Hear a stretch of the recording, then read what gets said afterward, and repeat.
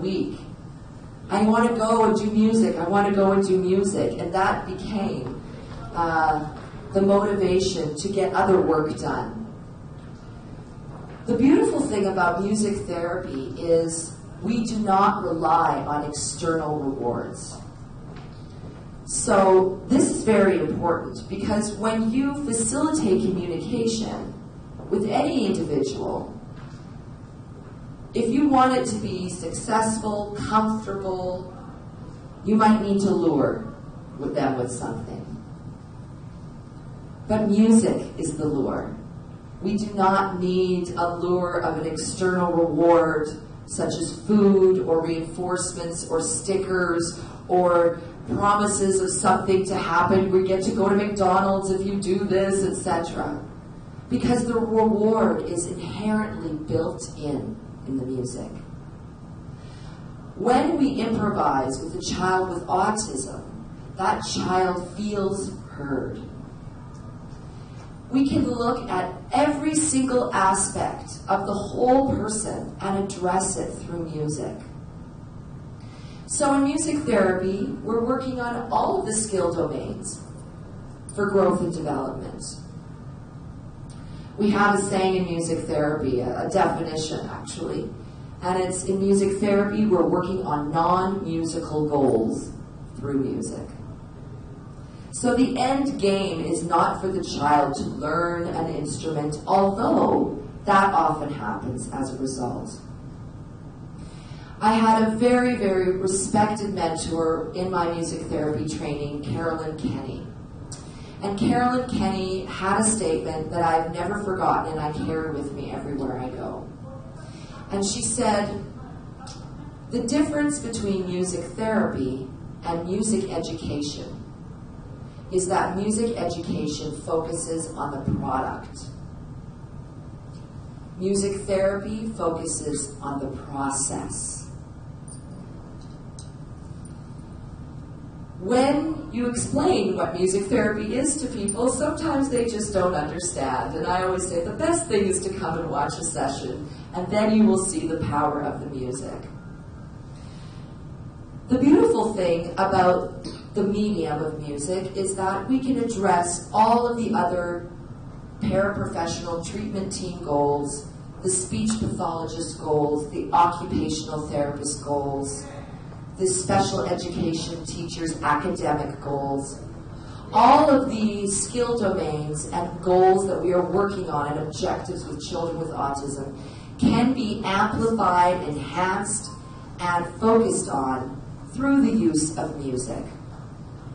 So when we're speaking about the different skill domains, these might include social skills, physical skills, communication skills, and emotional skills, and even spirituality skills. So I want to first talk about social skills, because that is often where parents and paraprofessionals and professionals want to focus on first with children with autism, because they do not have that comfort level to engage in conversation, in interaction, in playful interaction with other individuals. When we speak of social skills, there's two levels of social skills.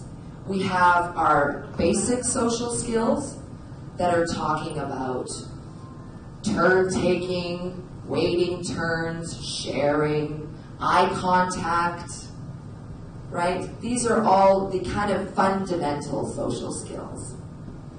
And those are difficult enough to teach with children with autism. And once again, through the music, it's effortless. But there's a second level of social skills that often gets left behind because it is just too big of a ball of string to pull at. And that is the second level of social skills, relationship skills.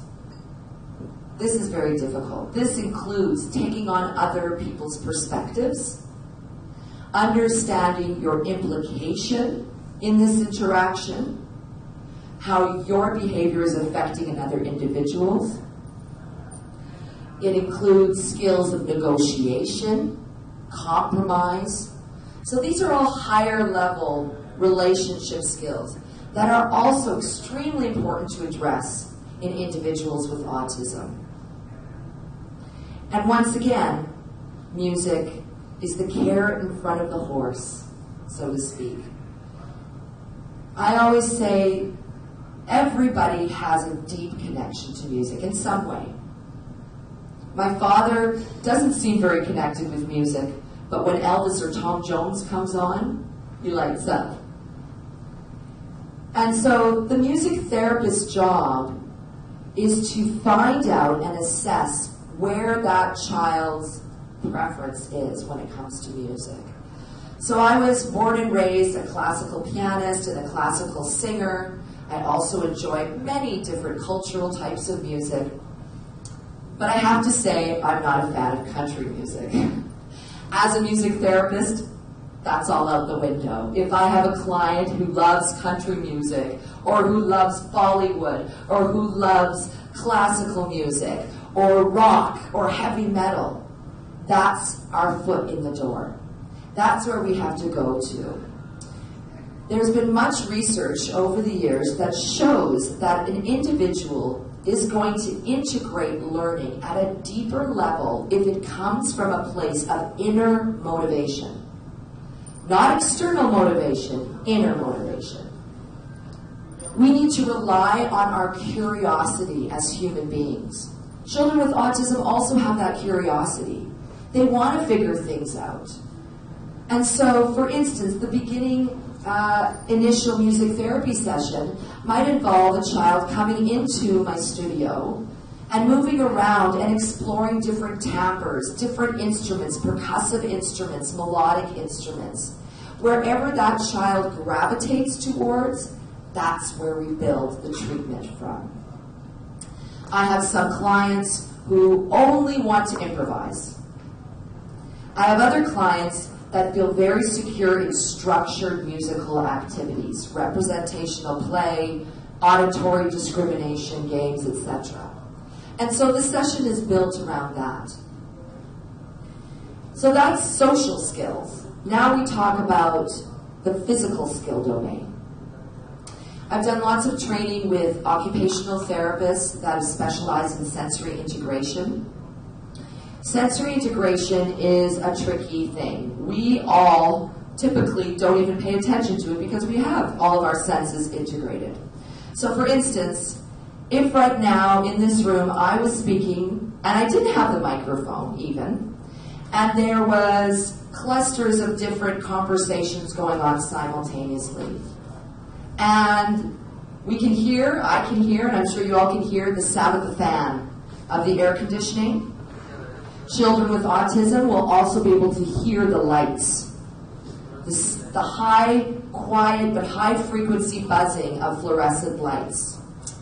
So then somebody comes in, goes out, you hear the door close, you might hear somebody tapping their nails on the table, opening a bottle of water, opening a wrapper, etc.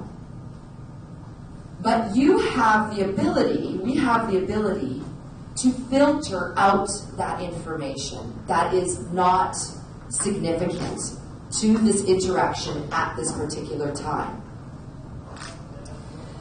So what that is the gatekeeper in our brain. And that gatekeeper says, no, it's not important that the fan from the air conditioning is buzzing right now. No, it's not important that I can hear that bottle of water cap being opened. What's important is that I focus on the sound of the speaker's voice. We do that effortlessly. We don't even think about it. It's just something that gets organized right away in our brain. But for children with autism, all of those sensory inputs are coming at them in the same intensity, simultaneously. And so it's very difficult for them to focus on one sensory input and take it in. So you often see kids with autism doing this, shying away, withdrawing, because they cannot organize all of that sensory input easily. So when we talk about the physical skill domain, we're looking at being able to integrate different sensories sensory input. Now, what is music? It's multisensory.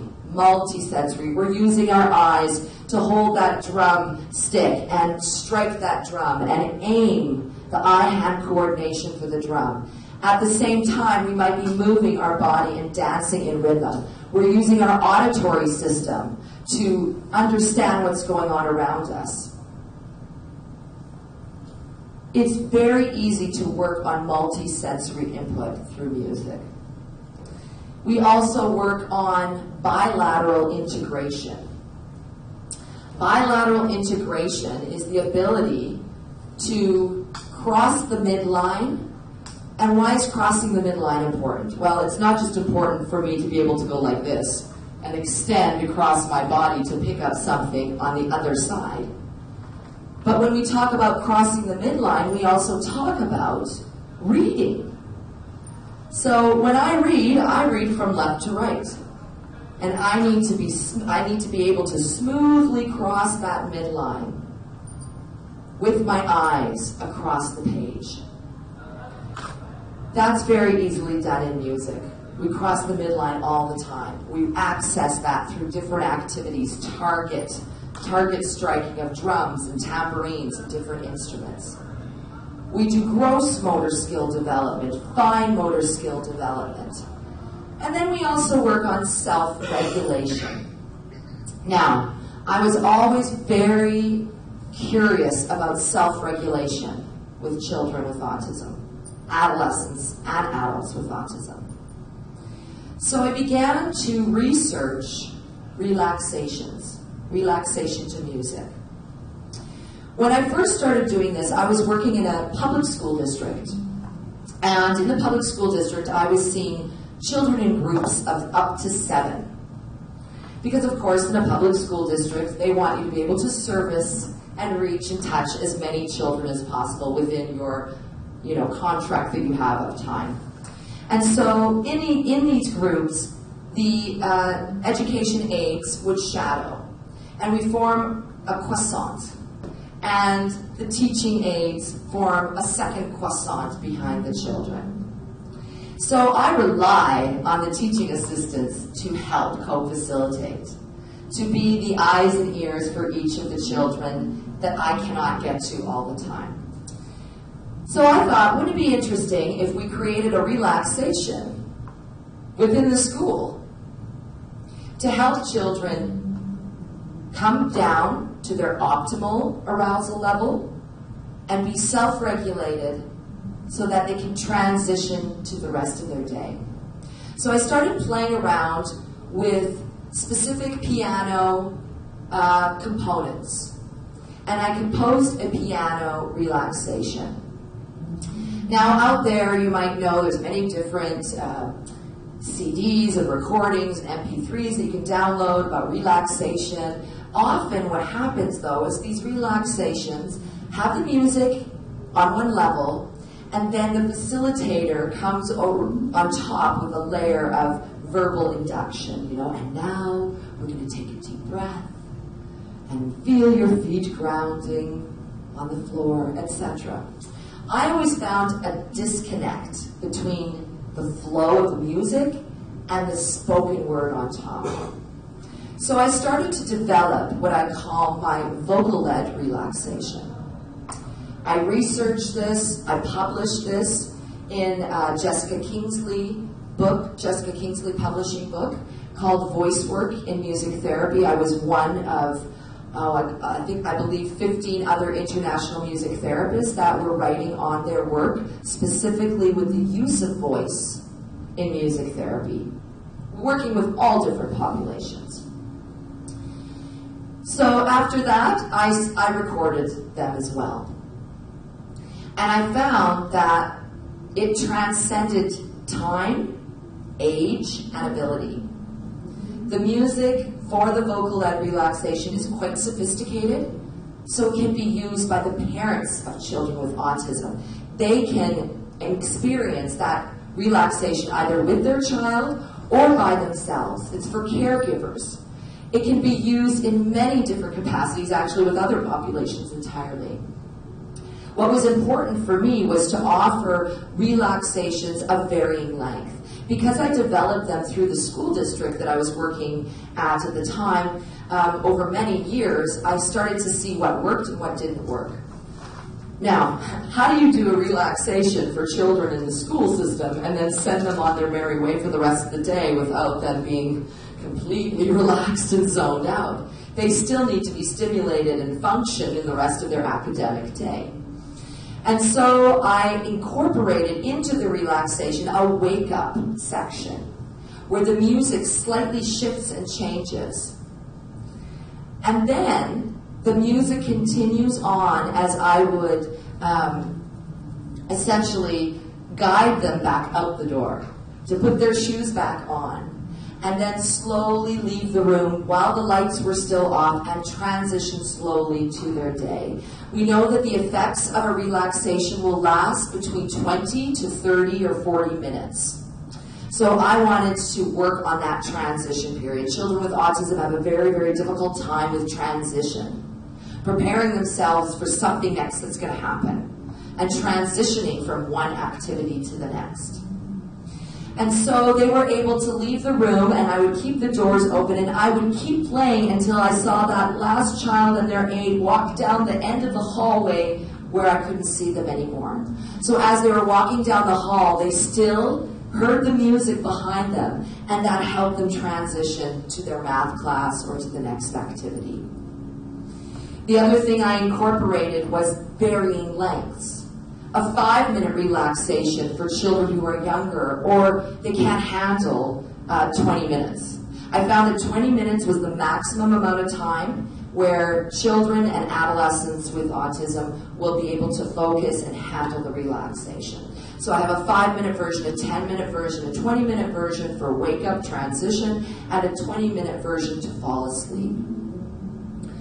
So that is something that was really focusing on the physical domain, but it also naturally identifies with the emotional side.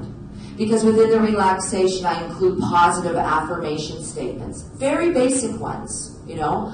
I can't superimpose what I feel into their minds in the relaxation. You have to be very careful about that, about suggestive statements. So I included things just like, I feel good. I feel calm. I can take this feeling with me throughout the day. Now I want to talk a little bit about the communication skill domain, facilitated communication. It's incredibly easy to elicit and motivate communication when you have a beautiful medium like music at your disposal. So for instance, I will use an instrument such as the kabasa. Does everybody know what the kabasa is? It's an instrument that you hold with the handle, and all the way around it's got beads, and it kind of and what we can do is we can rub them on the hands, the feet, the forearms, coupled with an a cappella song. So my kabasa talk song goes something like this. La la la la la la la la ma ma ma. Now the ma is when I'm actually rubbing the kabasa on that body part. That feels good. That feels good to them. So they want to experience that feeling more. So then after a few times, I'm la la la la la la la la ma. I stop. Now that child wants that feeling. Where's it coming? Ma. And they have to communicate. They have to produce the sound in order to receive that. So this becomes a joint attention experience. Joint attention is a skill that we really work on in autism. Joint attention is I need the other person in order to make this experience happen. It takes two people to do that. Maybe one person is taking care of one aspect and the other person is taking care of another aspect. So that includes even building blocks with an individual. I build a block, but I've ran out of a block and I need someone else to put a block on top. It's a collaborative effort. So here they want to feel that sensation, but they need me to do it. But in order to get me to do it, they need to extend some sort of communication. So why I was going with ma, ma, ma, because we start with bilabials. Bilabials are any sounds where we put our lips together. Ma, pa, ba, wa. And then we slowly work up in progression in complexity. I worked very closely with a brilliant speech pathologist in my early years, and I learned all of this kind of progression of sounds. Then we're moving up in complexity to cha, sha, ja, the. Once we reach all of those check-marked abilities of speech, then we move into formations of words. One word utterance. Ah, oh, yeah. Ooh, ah. So we're also dealing with duration of sound. And then we can get into full sentences. I play with you. And then the child is having to say, I play with you. Every word, every syllable is getting a reinforcement from that instrument on the body. So that's one way that we can facilitate communication. We really want the child to feel that inner motivation. Once again, it's coming from within, and what's the internal reward here? It's the music, it's the sensation, the proprioceptive input. Now, proprioception, does anybody know proprioception here? Okay, proprioception is a secondary sensory system. Proprioception is the feeling and sensation of our body in space and time. It's the weight of our joints. So I'd like you guys to all just quickly close your eyes, and I want to ask you to notice where your right wrist is. And while you keep your eyes closed, lift up your right wrist. Now, how do you know where that right wrist is? Because you're getting feedback from your proprioceptive system, from gravity, from the feeling of your joints in space. Okay, you can open up your eyes again. Children with autism don't have often, sometimes they do, but sometimes they do not have a very well-developed proprioceptive system. So they don't know where their body is in space. This means they can fall off a chair because they don't know where the chair ends and their body begins. So applying deep pressure coupled with music can be very, very effective in developing a proprioceptive system. So I think you can see kind of here already that everything that I'm saying is talking about how naturally music brings all the different components of our systems together and helps organize them.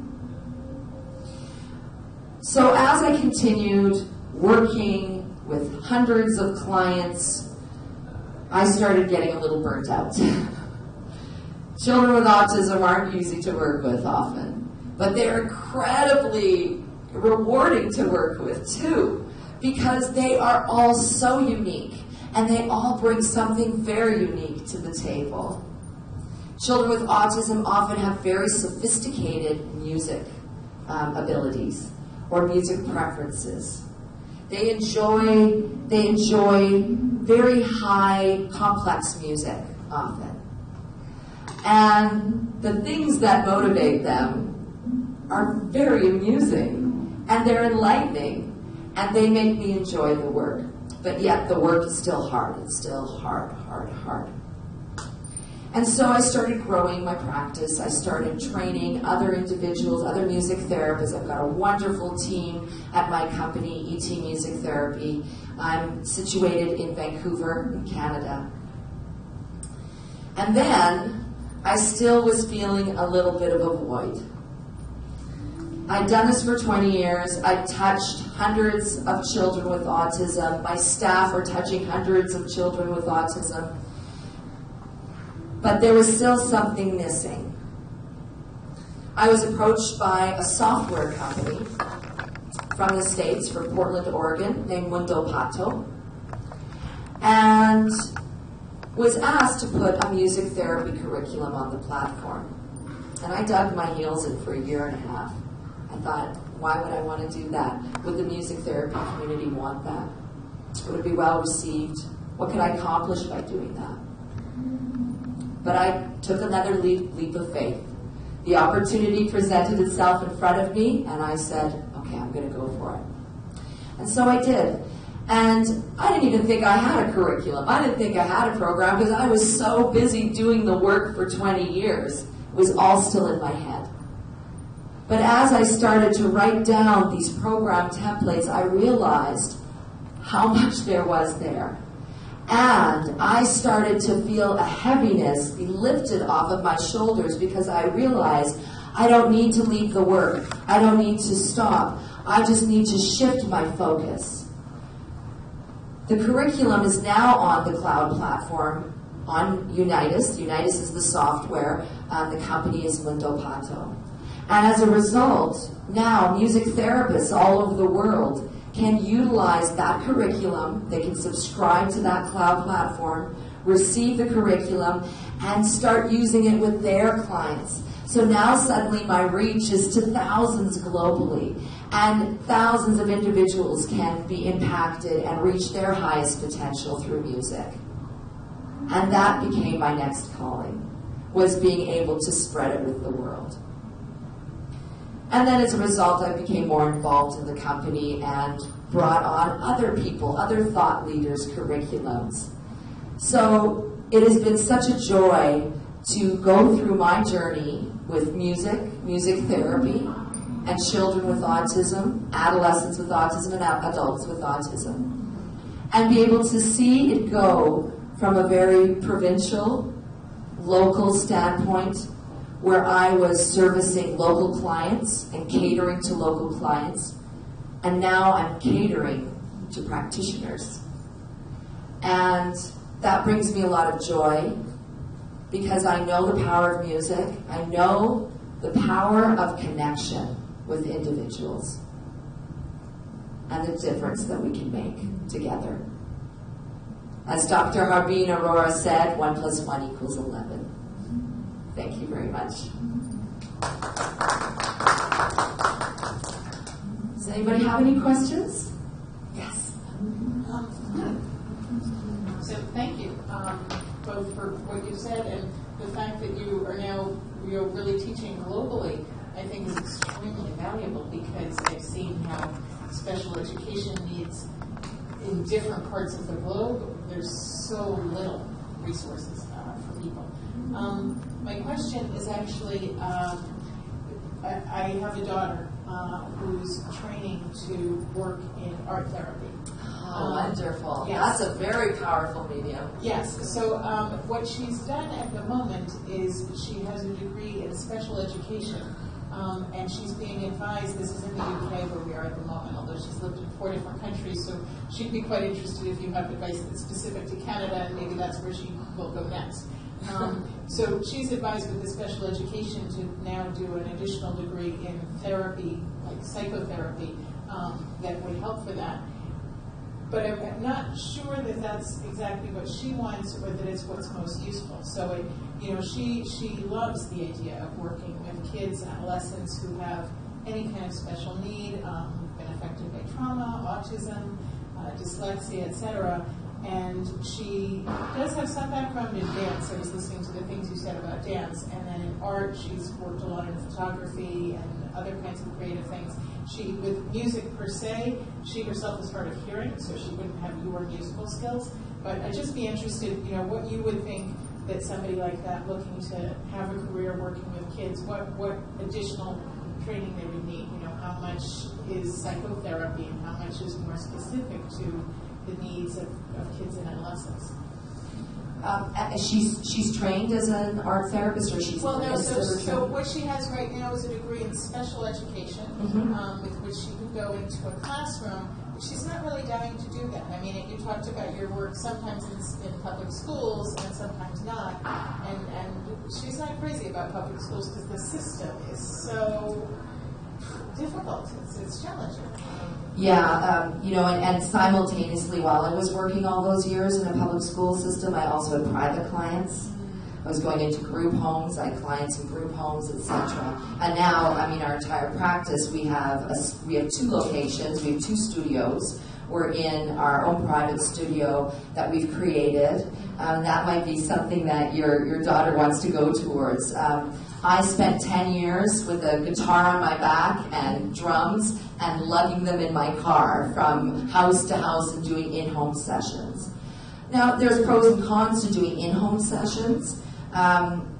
In the end, for me, I much prefer creating a space that they can come to because it's very clear what the expectation is. When I go into a child's home, you're fighting all the things of the home. The TV, the toys, the bedroom, every device, etc. And moreover, I really see the home as the refuge. It's the place where you can come. What do? We come home from work and we can shut off, right? We can put on our comfy, casual clothes. We don't have to present ourselves anymore in the same way.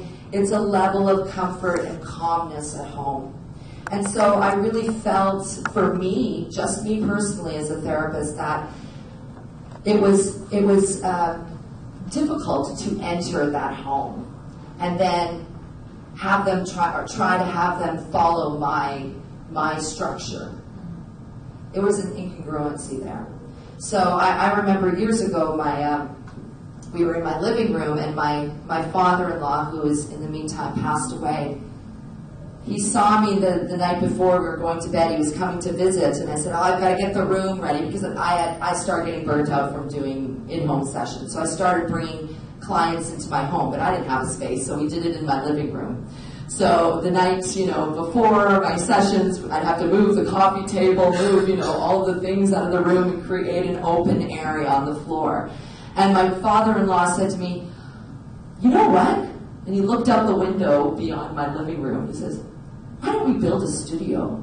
It was like Field of Dreams, build it and they will come. Has anybody seen Field of Dreams? And so we did, and that was a beautiful opportunity for me to create an environment that I wanted, knowing everything I knew about autism. So also to answer your question, have her take any training in various sub-professions that relate to autism. So for instance, I took training in educational kinesiology. I did actually do a secondary postgraduate training in advanced vocal psychotherapy with Dr. Diane Austin at the Music Psychotherapy in New York. And it was a distance program where we worked on the vocal psychotherapy side of things. So I got that deeper understanding psychologically of how I can engage with the children with autism. I went and I observed, I would suggest tell her to go and observe occupational therapists working with children with special needs. Go and observe speech pathologists. Find a dance therapist. Go and volunteer with them. The more information that she can get and educate herself on all the different aspects of a child's development is only going to help her. And then probably through that she'll see which component, which discipline really speaks to her.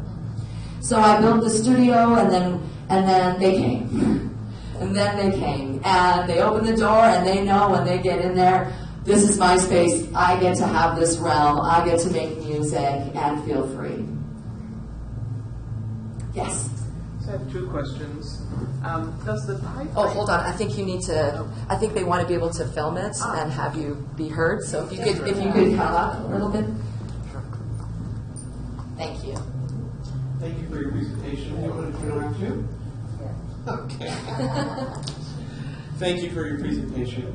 So I have 2 questions. My first question is specifically about information that you presented here. So I'm curious about, I heard you say that there are entry points, where you have your clients not experiment, but see what instruments they might be drawn to, and eventually, does the type of music matter in terms of how you engage with the client? Yeah, absolutely. If the child, I have kiddos that come in and you can just feel it throughout their whole body. They're all about percussion. They walk around the room, they go to the door, they go to the walls.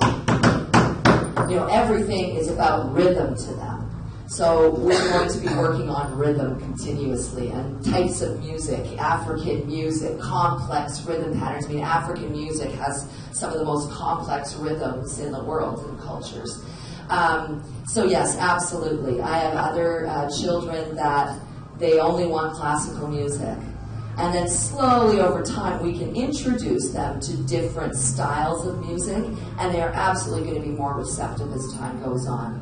But, you probably know for yourselves, the type of music you like doesn't really change throughout your life. You might be introduced to other types of music, go, oh, I like that too, but you don't leave the music that you've always loved, right? It speaks to you emotionally, and so that's where we have to connect. Thank you. My other question is related, but it's not specific to autism. So I'm a musician. My husband's a musician. And the work that we are engaged in right now is called Music for Transformation. So my background is in leadership and organizations and all of that. And my husband is a maestro. And so we actually bring professional orchestras into settings like this and integrate the orchestra with the people in the room, so that you're actually sitting next to the horns or the timpani or the, whatever. And so you're actually feeling the vibration of the instruments, and you are able to interact with musicians, artists who are at their, top of their game. And so my question is, again, we engage for transformation, not for change, but for transformation. So we're getting to the interior world of the leader. Most leaders don't go there, okay, especially certain types of leaders, men in particular, in certain environments in business and corporate settings. So my husband is very particular about the repertoire that we pick, etc. And so I just wonder if you might have any comment on what I'm talking about relative to how the self-regulation piece that you mentioned during your talk that's where I went, to my own work. And I'm going, there has to be a connection. I'm not sure what it is. I have some theories about it because I know just enough to be dangerous. So be able to comment about, rhythm is a left brain activity, melody is right brain. And so the integration, the self-regulation, the emotional intelligence pieces, again, one of the places that I went. So I know this is not your arena, so if but if you can comment, I would love that. Absolutely.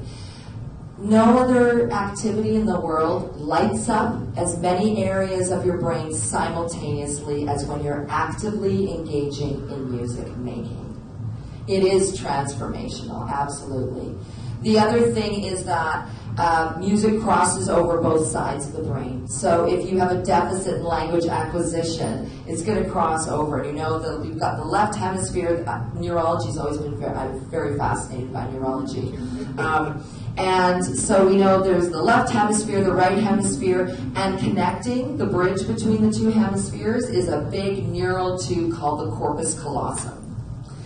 Now we also know that in musicians, the corpus callosum is bigger and thicker. This is the transmission highway, all right? That's what connects both sides and transfers the information and communication from one side of the brain to the other. Musicians, for instance, if you're playing the piano, you're doing something different with your left hand than you're doing with your right hand. Somebody who plays the drums, a drum kit, they're playing, with their foot, and then not only are they doing different things with their hands, but they're doing this. Their arms are crossed, and they're doing that, right? So we know also, as a result, we can really create all of these gorgeous, strong, solid synaptic connections in the brain through music. And so I think what you're doing is beautiful. And I think, yes, it is very difficult for individuals who don't feel that self-expression or feel comfortable to get as much out of it, you know. So when you said, you know, especially business types, it's hard for them to really get into their body and do that. When I do in-services and workshops, one of the first things I do, I don't introduce myself. See, that's the power of music, and with kids too. The less instruction, the better. You just take, you know, when I was talking about the kabasa, I just take it out. La, la, la, la, la, la, la. The kids, what? What's going on? What's going on? So now I've stimulated their curiosity to want to listen, want to engage, because they don't know what the heck is going on. And that becomes them coming to the table. So when I'm doing in-services, I do in-services with, you know, parents of children with special needs, all the way up to musicians. And this is what I do. I have a whole whack of instruments beside me in a bag. And I have everybody sitting in a circle. And I'm playing, or one of my staff along in this in-service, is playing a strong drum rhythm, something that's stimulating and at a good tempo and a good metronome reading that's going to keep the momentum up. And I take out an instrument, and I start playing the instrument. And then I say, pass. And I pass the instrument to the person on my left, and I take out another instrument. And after a while, then I say, pass. So you see, eventually everybody's playing instruments. Now this is done without any instruction. And as they pick up the instruments, what happens originally, you know, at the beginning is they kind of just hold the instrument. They don't know what to do. They feel very exposed, very self-conscious. And then as the music keeps going, I keep it going for about 20 minutes. As everybody starts getting instruments, I keep doing the instruments, adding more instruments, so then the last person on this side of me has to put an instrument down, right? So we're flowing through different levels of sound, different combinations of instruments, and then I start to do little things to elicit reactions. So I might say pass, and then only 15 seconds later I say pass again. And now the person's like, well, I just got that instrument, I want to play it longer. So now I'm eliciting the curiosity in the individual. They start to lose themselves in the music. That's what you want to get to, right? You want the corporate types and the individuals to really embody that experience in music and lose themselves. So what happens by the end is people start moving more.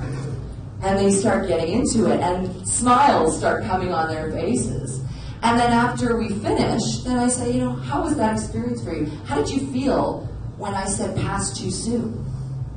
How did you feel about the person beside you? Were they playing too loud?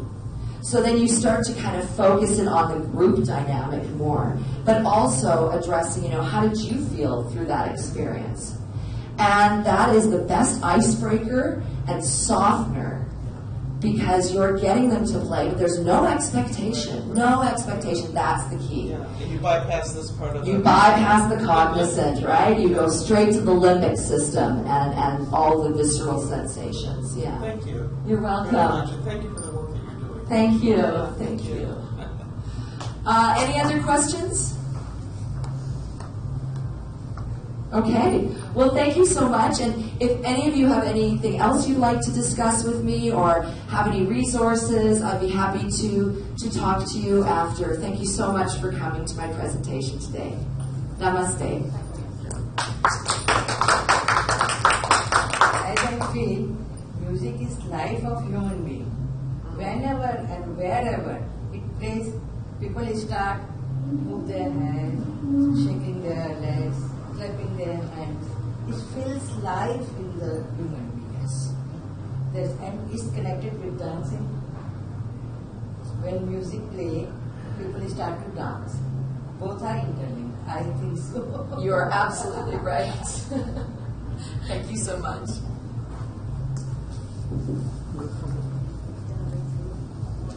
Group photo. Group photo.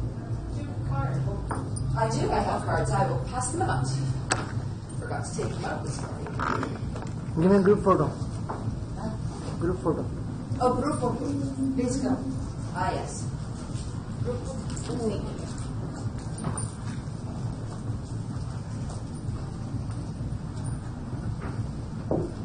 Please come. Thank you. Oh, you must have been in the room yesterday. I got one of your cards from the paper. Oh, yes, I was.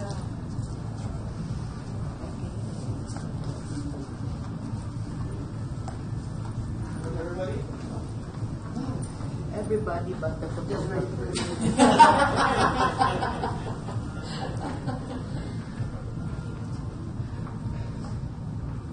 Who's going to take the picture, though? Oh, okay. You will take still photos, not that's why. This, I tell you, it never stays over. No, it doesn't. Hello, hello. Hi again. How are you today? I'm fine. How are you? Good. I love your colors today. Oh, it's full of colors. Too much Yeah, well, you're always full of color. You could wear black and you're always full of color. Always full of colors. I mean, this is the most, it's the most beautiful country, India, for that, you know. But you embrace color so much more than, you know, North American culture. I spent so many years wearing black and gray and brown, and one day I looked at my closet and said, what am I doing? So you know what I did? We prefer red, Yeah. Is the session going on over here? blue, This? green, yellow. Yes, yeah, we're just finishing and getting a picture. Oh, you're finishing. So there's Yeah. going to be another session. Yes. इसे भी ले गए ना Big lens. Bringing up the big boys. Oh yeah, we have to get away from that. अब reflect the light. Shall I be joining you? Oh, come! I have very few pictures without you, actually.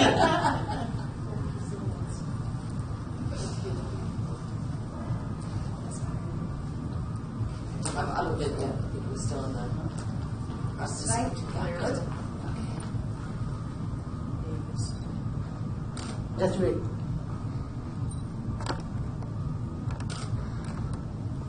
Wait. Wait, wait, Just wait. कर दिया? कब कर दिया? मेरा ऐसे ले देगा ना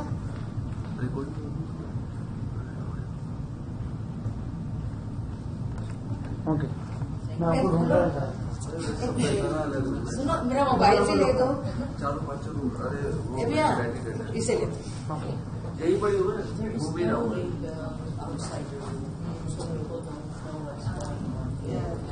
Just close. Yeah. Smiling. एक मिनट रुकना अपना कर इनके साथ Okay. प्लीज इनके साथ आगे आगे आगे आगे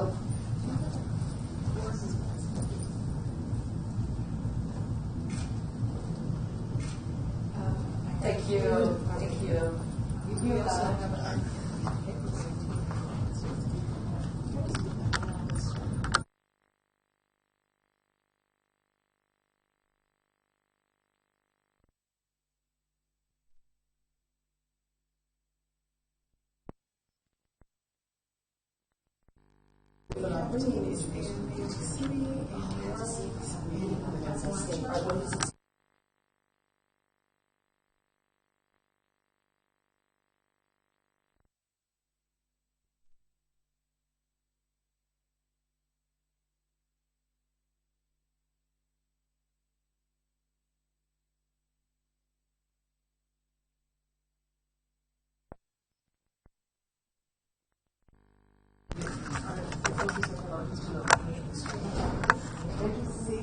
Wait for a while. 9:45 is here.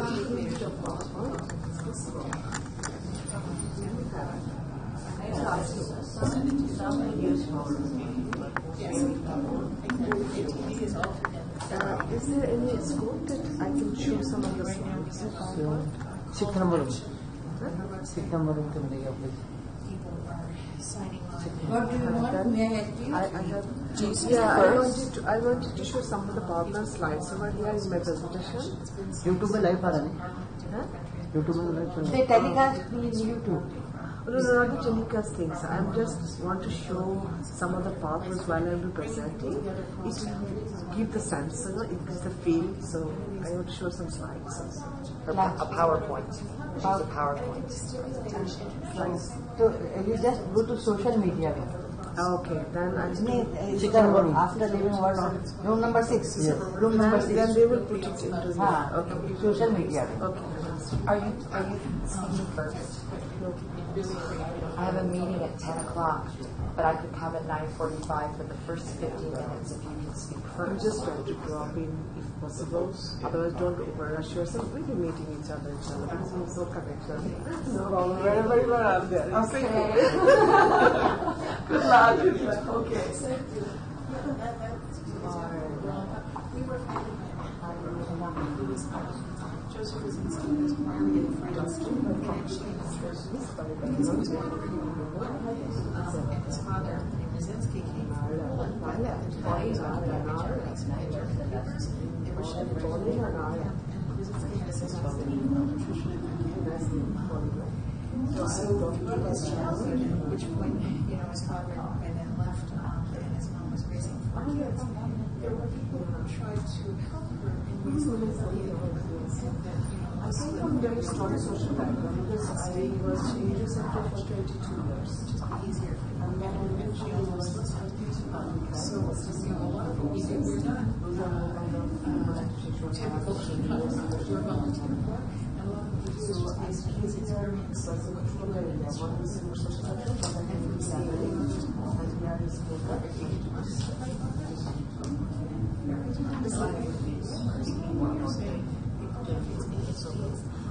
experience. Yeah, so that's right. Because it gives a lot of teaching.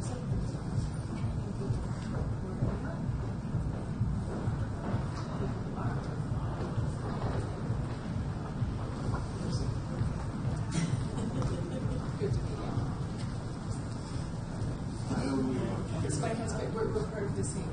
It's a volunteer work. So they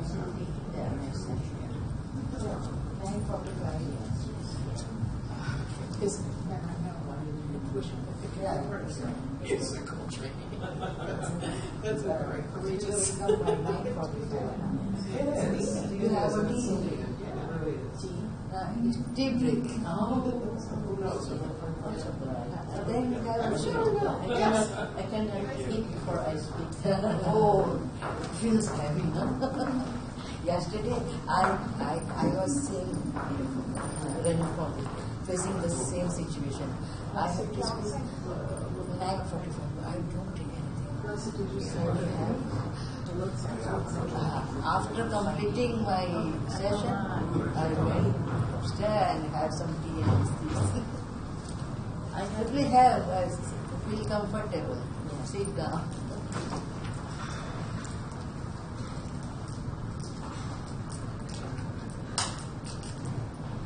Next speaker. I'm waiting for the next session, which I think. What's the name, please? Sorry? What's the name, please? It was about education or something. Yes, it is. This is the room. This is the room. You are in the right room. Yes. Oh, okay. CM11, welcome. Speeches people, that was me. You are. So that's the session that has just happened. It's going to start at 9:45. You have to pull in Lawsin. Nayra. Yes. Thank you. Nayra. Oh, And you? Lynn. Name? Oh, I'm not a speaker here. I was just attending to watch the session. Oh, my name is Lynn Hope. Not this session. No. Which session? The What next time? She is attending. Oh, Okay, have a seat. Most welcome. For the education one. Yes. The next section. It's Yes, not flash I am drive. in it. Yeah, thank you so much. Have a seat, please. I'm just trying to make it PowerPoint. So were you able to get a... I'll be back. I just want to get my... Yeah. Yeah. You Bad can bring more suit. people. You can bring more people. Oh, they'll come. More audience are required. Or If we don't enjoy, if there are so many audience, then we enjoy to speak. Otherwise, it feels so. But people are scattered here and there, no? So just Yeah. There's so many things happening at the same time. Sometimes it's difficult to choose from one. or many of them like to sit in plenary. So I went it there and I brought Lalit with me, but I don't know where it is disappeared. Is it possible to get the PowerPoint over here and then get it connected? Because in this computer? Social media, you didn't get social media, no? I went to this overseas. This social media. Social media. Yeah. It's just They arrange everything very nicely, organized and Yeah, that's such a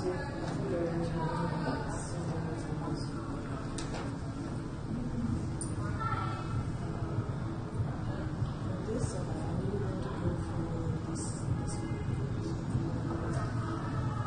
और वो next वाला screen बुला देना.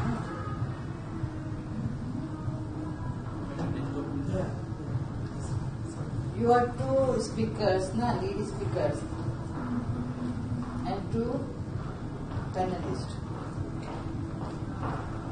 I don't know who will come or not.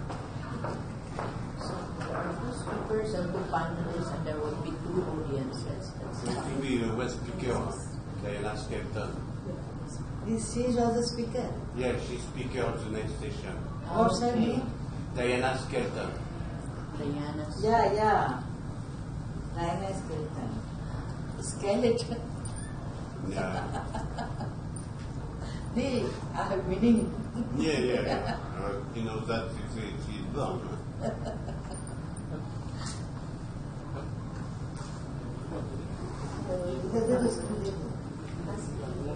I am Paulina. I'm back from I love Diana Skelton. Diana. We are from the same organization. In the anti-poverty. So Diana is over here. She's going to talk. Diana is going to talk to them. Madam, she's from Philippines. So you are one of the lead presenters now, and then you speak afterwards and have additional. खाली इसको बड़ा Yes. Yeah, we have worked in the Philippines, all together in Dignity Fourth World. Yeah. We have worked with, Yeah. with families Oh, in that's North the first America, figure. Okay. and also families living under one of the bridges who have just been rehoused because all the people so close to they've been required to be rehoused. But I was saying Thank you, Lily. complex issues, for the whole government of the Philippines, I'm impressed seeing how many efforts being made because you have a lot of those rising the need to, if the scale is so enormous. 15 And it's a good challenge because the families who relocate outside of the population. 15 minutes to we'll get 30 minutes to go. 30 minutes left. 5 minutes. I come from my discussion is very easy. So I come from Ramsey, so Tacloban City. So families have to be relocated from the neighboring schools, which is the first one in the West. But they assist them to get relocated to those sites, to the new houses, because of the distance from their schools. Only Tania, Castilho is left. Others, Yes. Water She was coming on. Dr. Nazneen Akhter is there. Paulina, Lawsin, Nayra is there. also has some. Diana Skelton is there. Only Tania. That's what I'm sure I was there. Oh, I know. Sorry. I'm not. Only this we have to wait for. Dignity for work.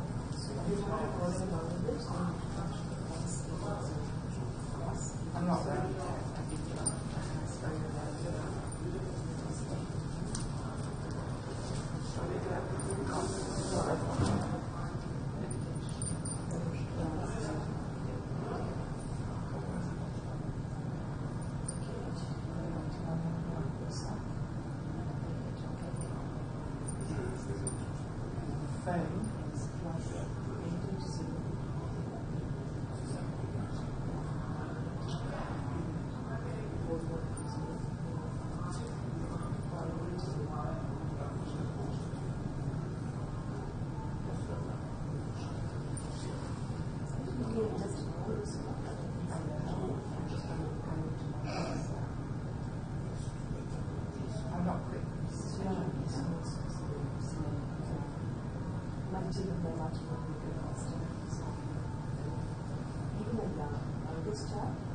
I know. My daughter just goes like, she's not got patience.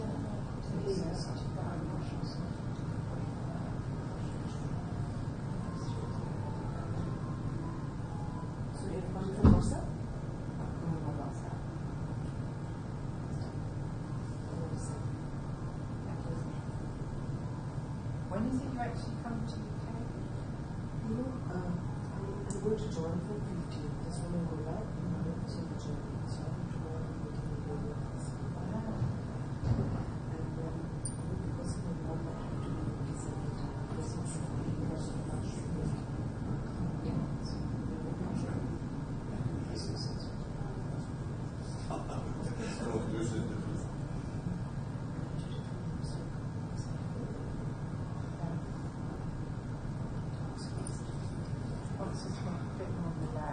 Those are the birds.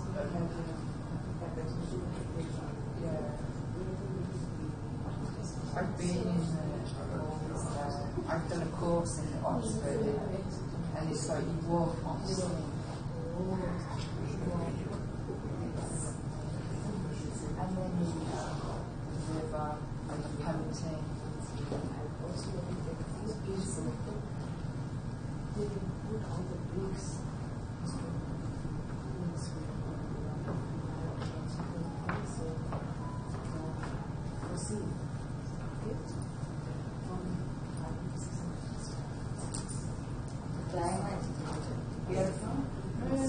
I'm originally from the United States, but I studied the language in UK. I work with an anti-Semitic. I can't remember now. It's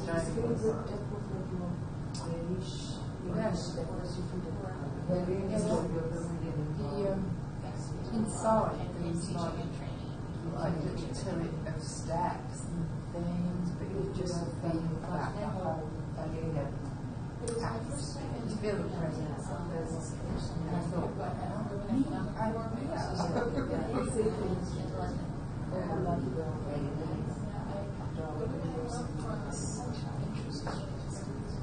you can't get such platform where all the women are there. so it's interesting. Entrepreneur, all It's task Yes, it's very visually empowering. It seems so different because at other conferences, the United Nations, they have conferences on women's issues on the planet. It's more adversarial. If you stand out, I guess, now, do better together.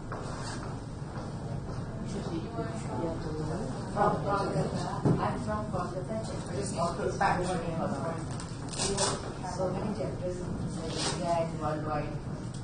I am from Kolkata.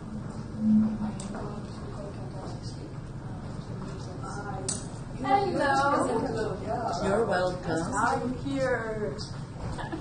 Good morning. Good morning. So we're complete. So we are. Yeah. So we've only got speakers at the moment. Yeah, so no, we can have our attendee. We can change the methodology. I got a picture of the Audience, they have to do both words. Oh, beautiful. So we can have a round table discussion. Yeah, we come can on. have our own like. She said, no, she was saying some beautiful stuff. I'm going to lend you this. Next week, exchange. Not that I don't have, but you look, this one is she's crazy about cold. Yes, I love vibrant colour. Sit and relax. Diana, do you want to join us? Yeah? Be speaking, aren't you? Come on, Diana. We'll speak because I'll get the notice for half hour. Let's be the photographer. That's influence. Why not? You begin. Yeah, go join. Please come. So we only have one audience photographer. Great. You could get, because it's filming live. Yes, isn't that's it? the point. There are many people on. So these the pictures are good. Yeah. Wait. Thank you. You also get. Oh, wait. Come, you also get. What? No, I finished now. No, now you do. Oh, reversed the program by starting from the end. That's great.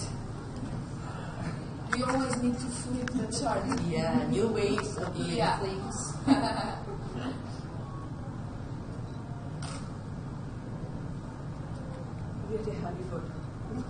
Yeah, thank you.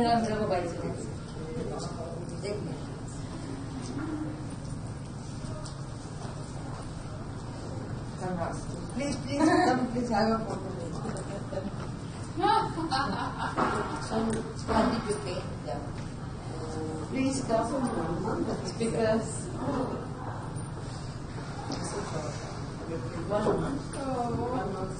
We like it.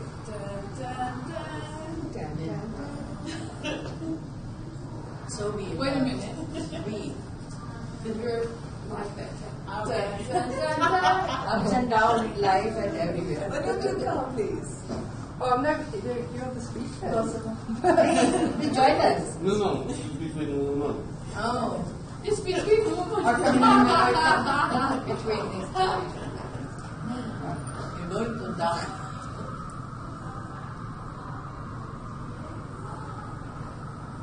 Thank you. Thank you. Now we will start the session. What time is it?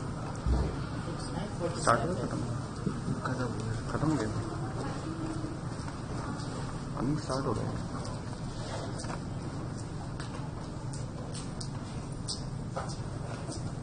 Who will speak first? Lead. I am a co-lead. Who's the start? Lead is you.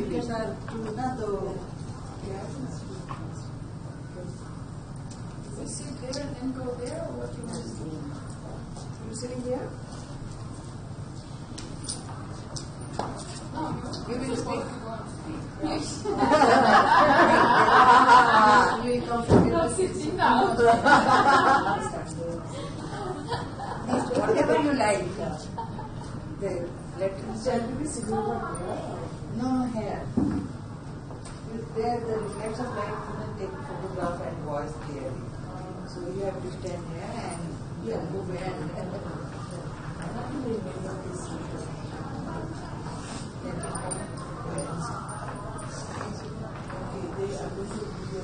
yeah, they stand in the social media, they start the video we are ready, then they start. And this telecast live. Wherever your family resides, you can tell them they can see live. You're from?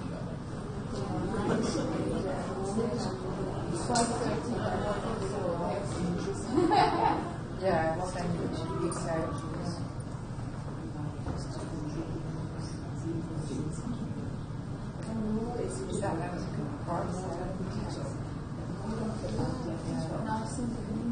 This was previous copies. Where is Oh, so yes, I took before to that email that you did. Just to see.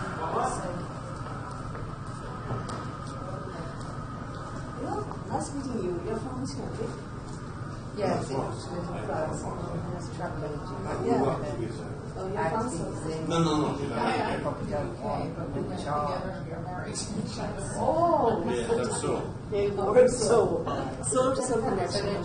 Now I was just trying to say, when you say that photos are between the woman and the man, you feel that the world has now leave lot of the man's into the woman's business, because otherwise the mindset will never be changed.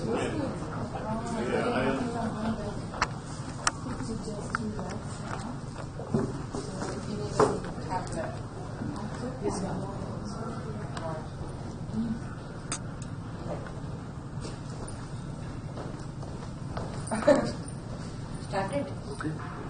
So, hello, you introduce yourself and start. So, good morning to everyone. I'm glad to see you all in a fresh face. I'm Dr. Nazneen Akhter. I'm from Bangladesh. I'm representing Bangladesh, but I come from an NGO long background, working for 22 years in the non-government organizations in a leading role. And at the moment I'm also teaching public health in a very renowned university in Bangladesh, North South University, where I teach public health. Public health basically the sexual reproductive health, HIV/AIDS, research courses. I run several courses, but I teach executive MPH and MPH courses over there. So this is my little bit of orientation around, but the reason I'm speaking here, because in this conference I had two hats. One is for social sector hat. I had a plenary presentation that was more on the programmatic side, but at the moment I'm concentrating on the education hat, because I'm representing the education sector experience I had to, and I'm going to communicate that real life experience, because when I was a social person, social activist as an NGO executive lead, that time I had a different type of experience and orientation in my life. And when I moved to the education sector, teaching people and developing them as a leader of public health, then I faced the reality, okay? So I'm going to speak out of the experience, basically. So I really want to use my PowerPoint a little bit to start with. Sorry about a little bit of pause for that.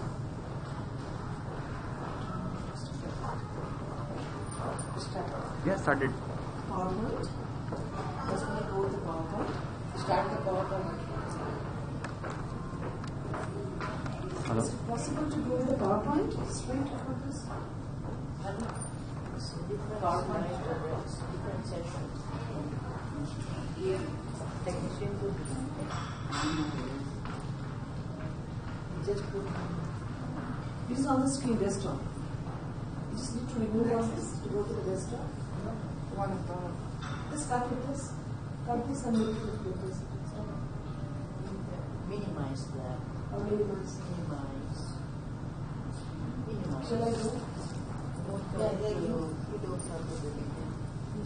Minimize. And then go to desktop.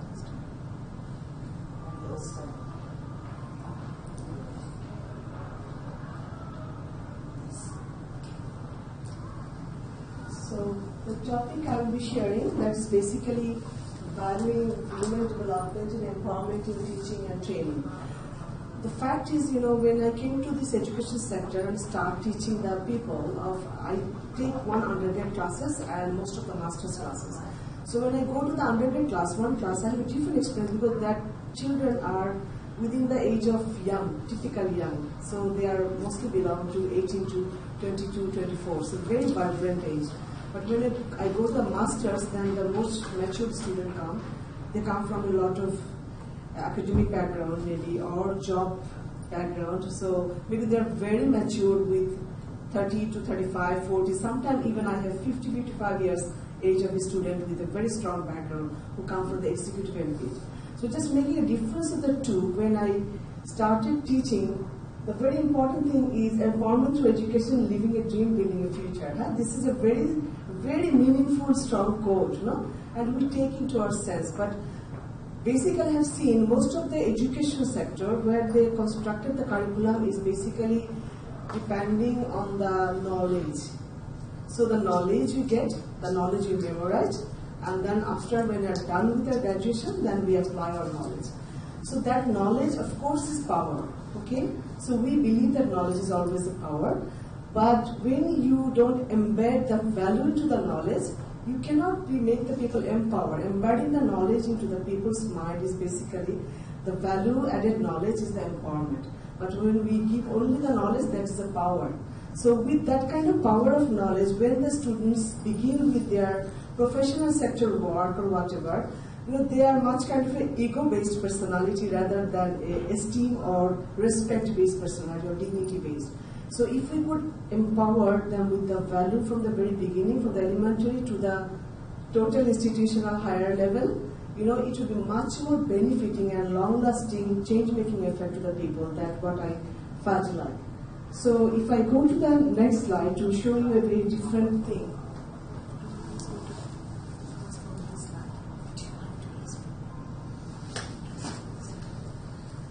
Okay, so value. value is a very big word I put into the education presentation because I really value this value. But if you look to the Oxford Dictionary, the value is like it's a price, worth. Valueless means you are worthless, priceless. But if you go to the deeper of the sense of value, historically value is basically doing something good, right things. But if you go more deeper to the conceptually, value is basically which affect the human behavior. No? And if you go even intellectually to see the value aspect, then value is basically, it has a very deep meaning. So that whatever we take in our subconscious mind, agreed, and which is understood by the people, and which is perceived by the individual, is basically the value. So I am talking about that value, which is real sense, empower the people from the enlightenment of the soul, from the very internal way. Okay, so that value gives you a lot of understanding who you are, what you're supposed to do, what is your identity, what is your self-respect, what is the dignity inside you. So it really, inspires you from the soul inside. So that value I'm speaking about. So empowerment is an acceptance of self, basically. Next, please. So if you look to the very interesting slide, this is very interesting. I thought about which photo can really picturize what I'm trying to mean over here. If you look into this, the Homo sapien is the Latin word, no? The human picked up the word. Homo sapien means human are wise, knowledgeable. Okay, so the human has a ration, they are the rational being.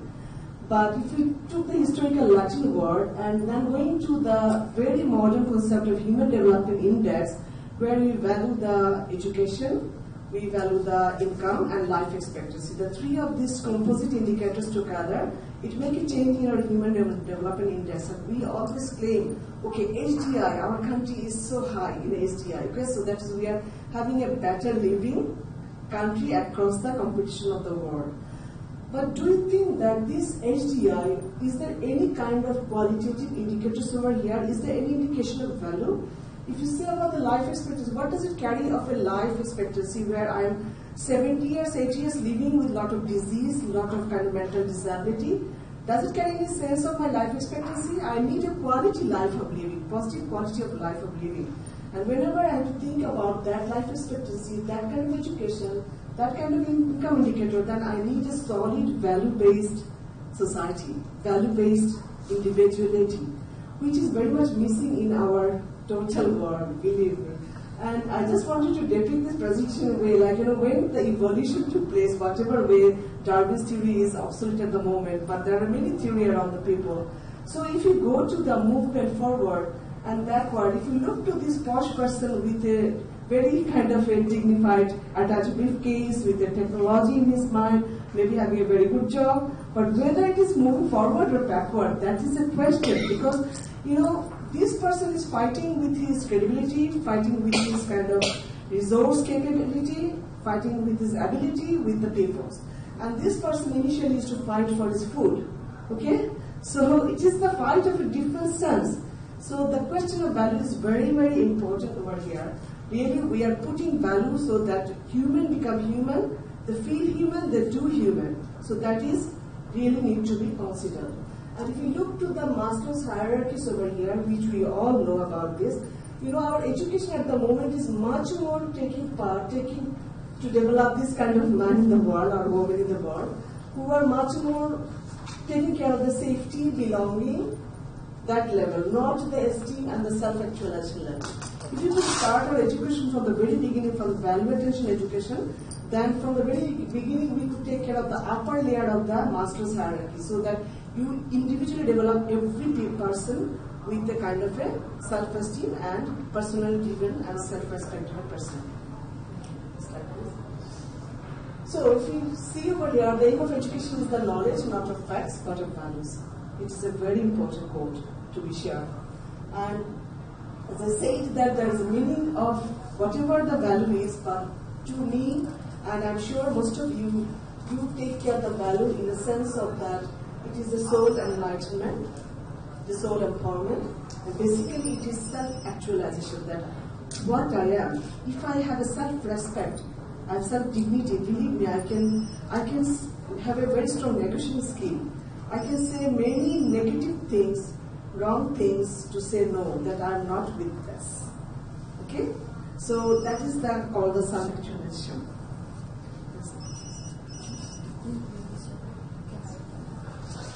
So then please. So can you press move? Yeah. So when you develop a person with value, that means that person is doing the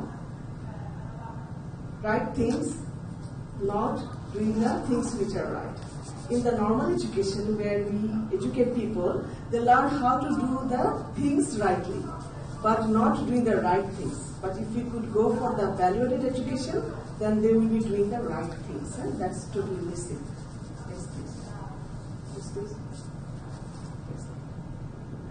So the value, we should empower the value. It's like a very small plant, so we should empower it from the very beginning, elementary school. But the question is, where we learn the value? If I look back to the second slide, please. Next slide, please. You know the value is, yeah, press please. So values we carry, we take values from home, school, society, you know, it's everywhere you pass through. Yes. It's fine. Yes, fine. So our homes,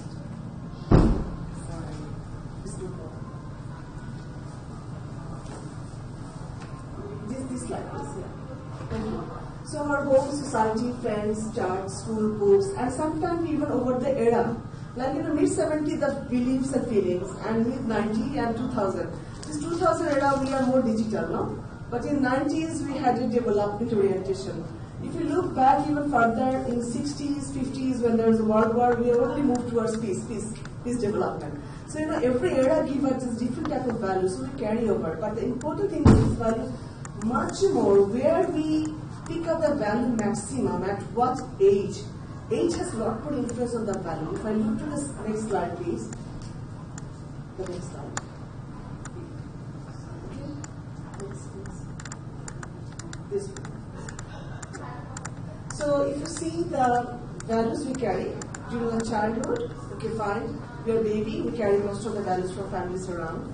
But if you look to the influence of the values, it starts from 1 to 7, 8 to 13, 14 to 20. But to me, these 7 years to 20 years is maximum where we can work. And if you look to the period, the age where we carry the value, from 5 to 7 years to 24 years, we are in the institution, education institution.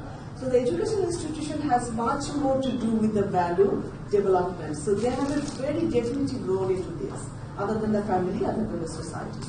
So next please. Next please. You need to be on the slideshow. It's already in the slideshow. Let me be in the slideshow, please. Okay.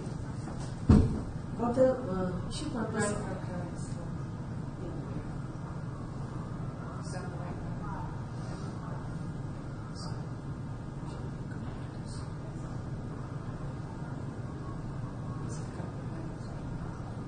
Slides automatically when you pressed it came.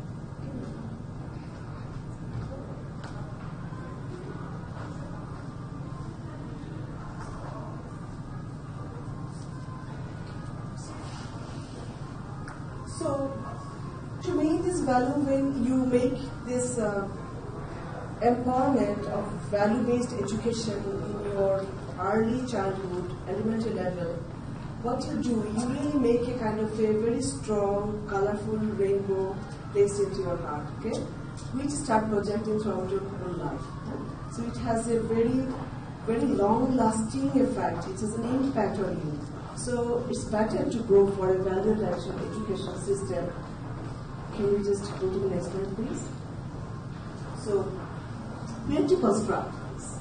You know, the students when come to the class, I found them. When they enter into the classroom, they are a moral agent who are a good learner. Okay. Now it is us as a tutor to make them a good learner. So if I look to the education, the learner has a responsibility that they make an effective learning. Okay. They have to get to effective learning process, and also they have to take the knowledge, education, attitude, and practice in their life, which they can apply in their nature part. So that is a learner point of view. But if you go to the tutor has more responsibility to impart that type of knowledge, molding them to that type of personality. And also that personality should also be a constant desire development within and among the young students, so that they constantly desire to learn more and more. So that is the tutor and responsibility. But if you look to the both end, interestingly, when the moral agent of these students come to the classroom, if you go for a lecture base or any kind of knowledge-based communication, most of the time it is so memory focused. At some point in time, they lose that, okay? They lose their attention. It's like, a Windows, there's a curve, forgetting curve. They mentioned that, at some point in time, when you continuously talk about something, people forget. So, we always impart on the memory part, and because of that, if you see that there's not much of the cognitive domain is not styled, but not the affective domain of my mind. So my affective domain of mind, if you really want to style it, then you need to put a lot of the practical application, skill-based, some demonstration, some value attention, communication, which really inspire my mind, touch my soul, okay? So that basically ultimately changed my knowledge to my attitude, and then I applied in my practice level. If I look to the Bloom's taxonomy, I'm sure that most of you heard about this Bloom's taxonomy of the learning phase, that whenever we give education that we remember first, then we understand, it goes to a little bit of an affective domain, and then, we make a little bit of analysis, so I have a little bit of creativity in my mind. Then I go further for making a kind of an evaluation of the knowledge and also creating and recreating the knowledge. And so I'm also applying the knowledge. So if I go all the steps of the Bloom's taxonomy, that is a complete stage of knowledge, but most of the time we go only with the memory and understand part. And we are happy with the good grade of the children. I always tell to my students that, I don't bother about how many A grade you got in your classes, rather than you be B+ grade student with a very good human conduct, a good soul, and a kind of a good aspiration in your life. And most of the time when you ask the undergraduate student, they don't say about their any goal. They're not clear about any goal. Okay, they don't know where they're aspiring to. So that type of education based we are at the moment going. So to me, if the curriculum has been reconstructed a little bit in a way so that from the elementary to the institutional higher level, everywhere there is a little bit of value attention learning system, that would be much more benefiting for the years of generation to come. Yes, please. So this is basically what happens basically in the classes. Most of the students concentrate, some forget, some don't take care. So that is a learning curve, and basically this is not a quality teaching anymore. Can you go to the next slide, please? So this is the learning curve that I said that it is basically to make this total learning of Bloom's taxonomy from the remember to understand to apply, analyze to evaluate to recreate. So when I'm able to create and recreate knowledge, that is the ultimate learning, basically. Can you go to the next slide, please? So this is what about value. If I make a value attention learning, believe me that every person becomes soldier by herself to fight her own life or his own life.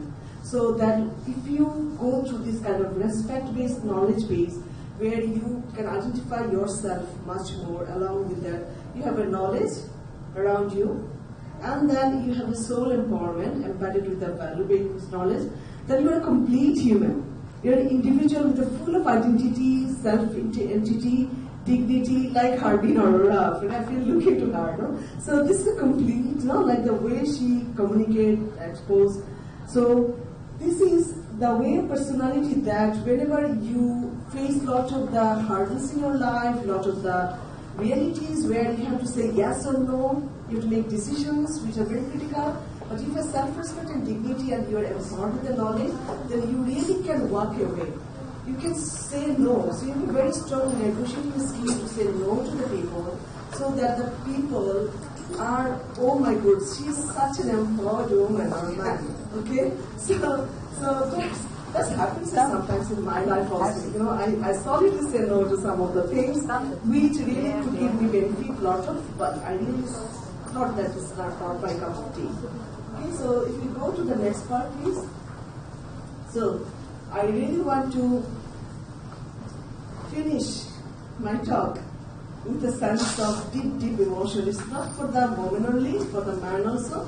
Because the validation knowledge and the knowledge base of the people group, we aspire in the total society, be it man, be it woman. I don't find any difference between man and woman. We impregnate or inculcate knowledge to them. But going to the more empowerment point of view, since the women are a little behind, so I'm putting a little more attention to the woman in this slide, not really forgetting the man, not really ignoring the man. So if you look into the woman with the education, with the empowerment, to me, and I'm sure it's to everybody, if a woman is empowered, they are powerful beyond the measure and beautiful beyond the description. You cannot describe them. So strong, so beautiful, and so capable they are.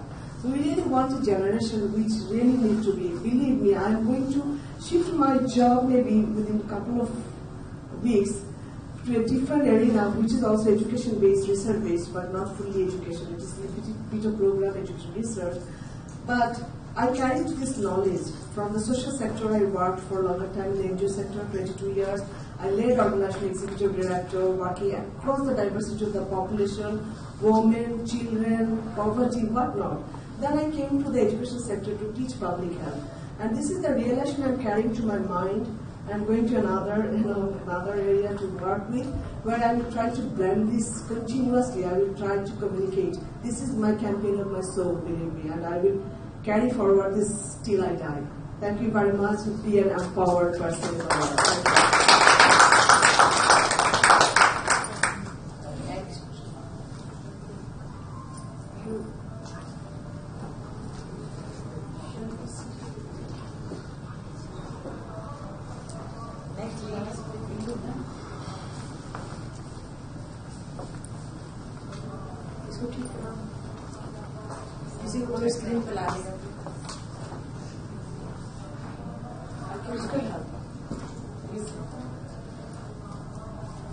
So my name is Skelton.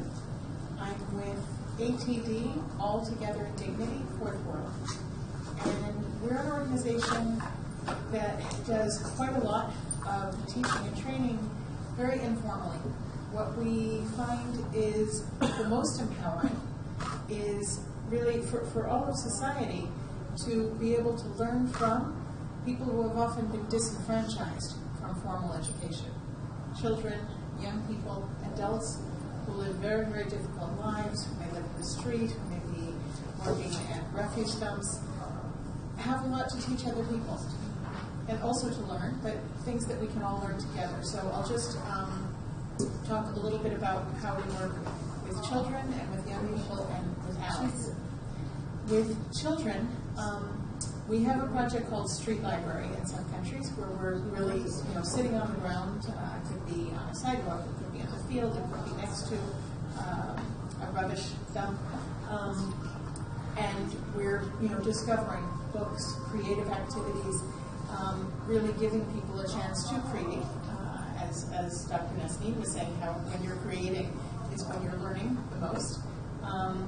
But in addition, we try to bring that to children all over the world of all different backgrounds, because there are children who might be born into middle-class families, into great wealth, and children born into extreme poverty, and who all have the potential to be friends with each other.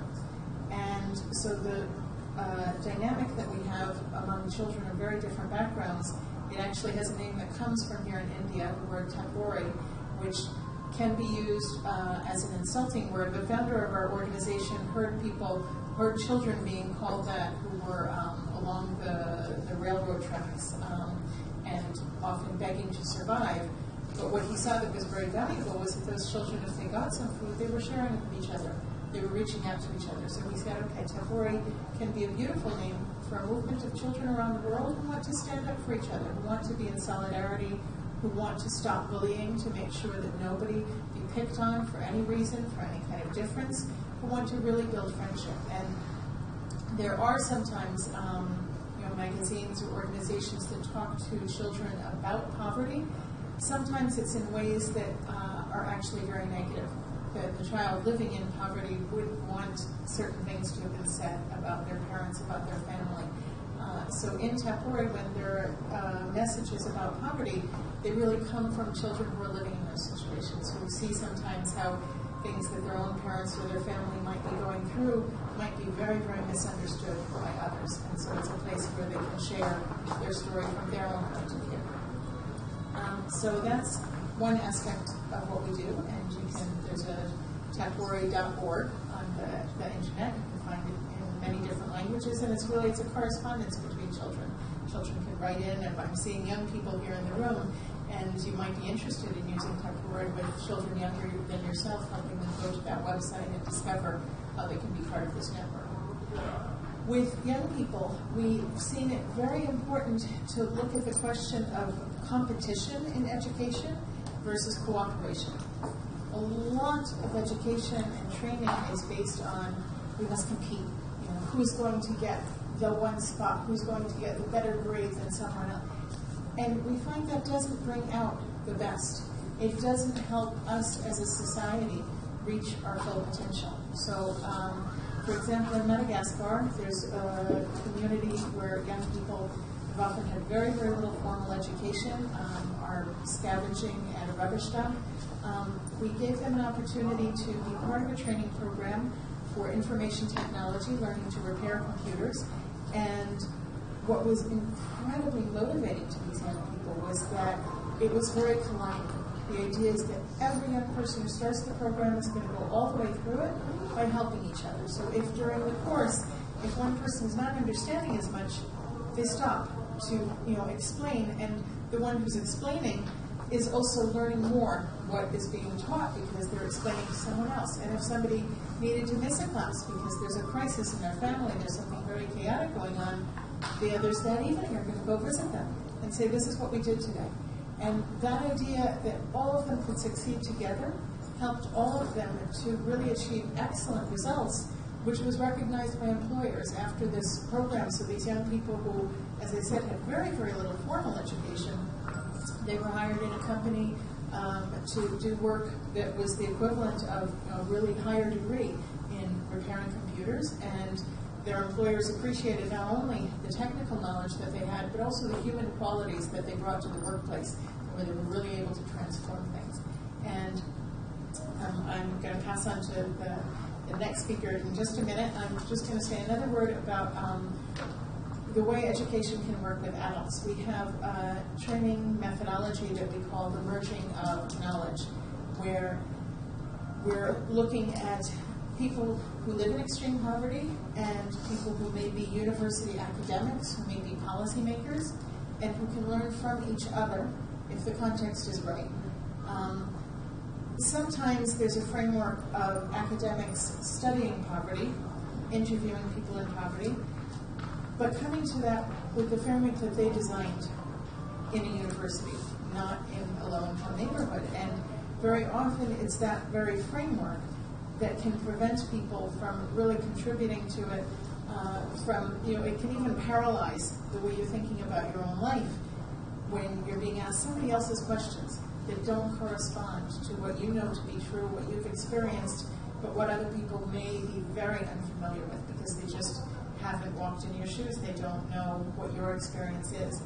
So when we do a Merging of Knowledge project, the first priority is that even defining the research question is going to be come up with by everybody, that people in extreme poverty and academics can think together, okay, what are we going to call this project? How do we define our research question? What questions are we going to ask? In Tanzania, we just did a big project like this, looking into conditions that help children learn in school or not. And a lot of the research team, there were academics, and there were adults who had never been to school, who could not read or write. And the way that they could engage in research like this was by using video cameras. Every interview was video recorded, and the adults could go back to this, could watch again, come up with new questions for the next interview to go deeper, pull out common themes, without being literate, could really bring to it what they knew. And the academics and the education policymakers involved in this were very, very struck by what adults who were not literate were able to contribute to this theme. We could really bring things out. And one of the other things that we find is really, really important in this kind of work is to make sure if what people say, somebody who's not used to expressing themselves in public, who's not used to holding a microphone, to speaking in a formal context, what they say the first time may not be understood. And it's really important that nobody else in the room is allowed to say, okay, what they probably meant to say was, and to interpret. That's one of our first rules, that we don't do that. That if you didn't understand, you go back to that person and they can say it in a different way. And that we can really, yes. So I thank you very much, and I will pass on. We have 2 minutes by 10:45, so she will speak after you. 15 minutes. Yeah. Thank you very much, Diana. That was an exciting presentation, and I will be picking up from there. I come from the Philippines. If you've heard of the Philippines, it's a country with more than 7,100 islands, spread all over, so we're surrounded with water. It has a population of 100.4 million. It is a country where the medium of where education is valued, and the medium of instruction is English. The participation rates of girls is higher than boys. The cohort survival rates is higher. The achievement rates of girls is higher in the basic education and in the secondary education level. That's what the Philippines is. But formal education is not enough. It is not enough for women and men, for girls and boys, to be learning life skills that are necessary for them to be able to make the right decisions, to become resilient, to become caring and compassionate, to develop that entrepreneurial spirit, to be confident, to pursue their interests that will realize themselves. So formal education is not enough. It is not enough for people to be caring of the environment, to be conscious of their decisions in terms of its impact on the community, on even the family, on the planet. It's not even enough, even if people are educated, for them to be able to go out, free themselves from abusive relationships. So there comes the recognition that education is a lifelong process. Even if we have finished our PhDs, we are comfortable in our jobs, we still love to learn. Just like you and I here, we love to learn. We are here to learn from each other so that we'll be learning new things, to make the way we do things become better, to make our performances better, so that we can share this to our circles, to our constituencies, to our communities. There are a lot of opportunities where we can actually become catalysts of human development. I come to the hotel, for example, every day using a tuk-tuk. It's tuk-tuk in Thailand. It's motor cab in the Philippines, and it's auto in India. The driver doesn't understand a single English word, and I don't understand a single Hindu word. So both of us needs to be trained on English, and basic Hindu. So that's an opportunity for training. When I opened my Facebook this morning, I chanced upon a post by a sister, one of our sisters at World Post. She posted that there is about the misconception on the use of Facebook by the braiders in Africa. So what country is this? It's in Africa where they braid their hairs, right? So it's women would be engaged in braiding their hairs. So they think that Facebook would rob their husbands away from them, because the husbands would be exposed to a lot of people. So they think that Facebook are spreading things that are not good for them.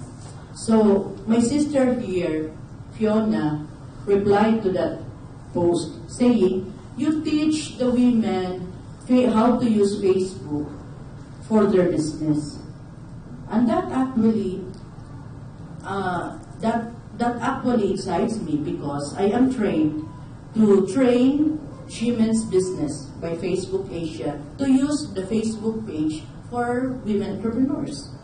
So isn't that exciting? That's an opportunity. So everywhere, there's always an opportunity to provide training, to provide education, to provide that would actually enhance human development. Training is not only, it will not only benefit the users, it benefits the producers, it benefits the users, it benefits the leaders and the governed, it benefits the service providers, it benefits the consumers. But the opportunity for training is always there. The opportunity for teaching is always there. As long as we're able to spot that moment, that training need, and that we'll be able to develop the opportunity to come up with a program, an initiative, an effort, a session, small things that can enhance human development. I remember many years ago when I was younger, like 15 years ago, I chanced upon this curriculum, this manual on empowering girls. But it is a manual in Kenya. It's a training manual on how to train girls on life skills. So I read that manual. Some of the things are not applicable, but it is something that exciting. That is something that exciting that I waited and looked for funds to be able to run that program. It's composed of 11 modules and 42 sessions. So it entails the organization of girls in the communities so that they will be able to teach girls how to decide for themselves, how to communicate with parents, how to plan their lives, how to choose the work that they would like, how to take care of the environment, how to say no, how to protect themselves from abusive relationships, sisterhood, community, the environment, all of those. And I really waited, and I was able to find the funds to be able to run it. And my goodness, the transformation of the girls.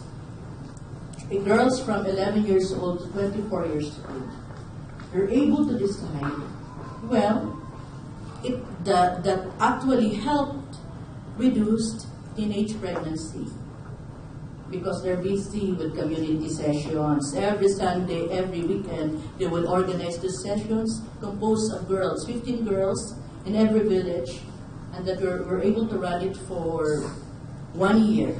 And then after a year, they finish the 42 sessions, and they have to identify girls that would be undergoing the sessions.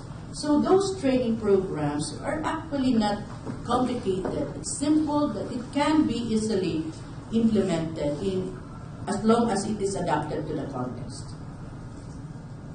Another case between the governed and the constituents, between the claim holders and the duty bearers. In most cases, in a lot of cases, when governments are close to the participation of citizens, they are close to the participation of citizens because they do not know. They do not know how to deal with them. They do not know how to. Their minds are not yet open for grassroots participation. So it requires the training of those who are service providers, of those duty bearers, for them to be able to be open on the rights of citizens to participate, on the rights of human rights, for them to be open that women has the right to quality education.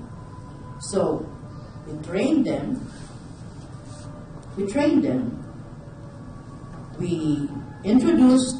just train them on whatever on the legal environment that is there. We train them on how to work with the grassroots people.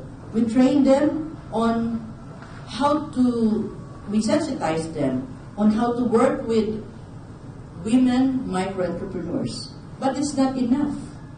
the claim holders must also know how to claim for their rights. So, we also train them on how to approach the government. We also train them on how to communicate.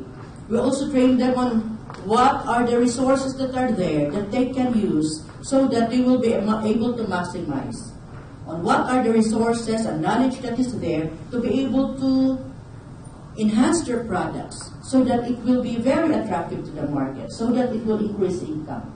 But it's not coming from formal education, it's coming from training, whether informal or formal.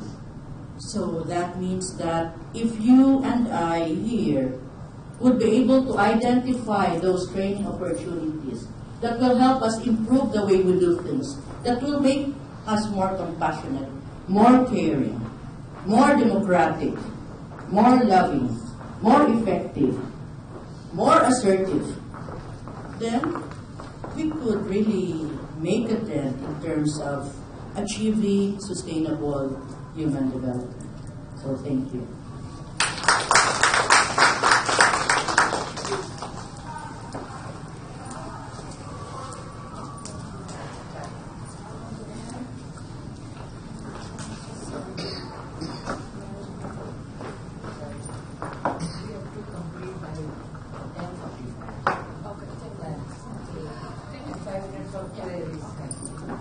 Hello, good morning. Is this working? Yeah, it is.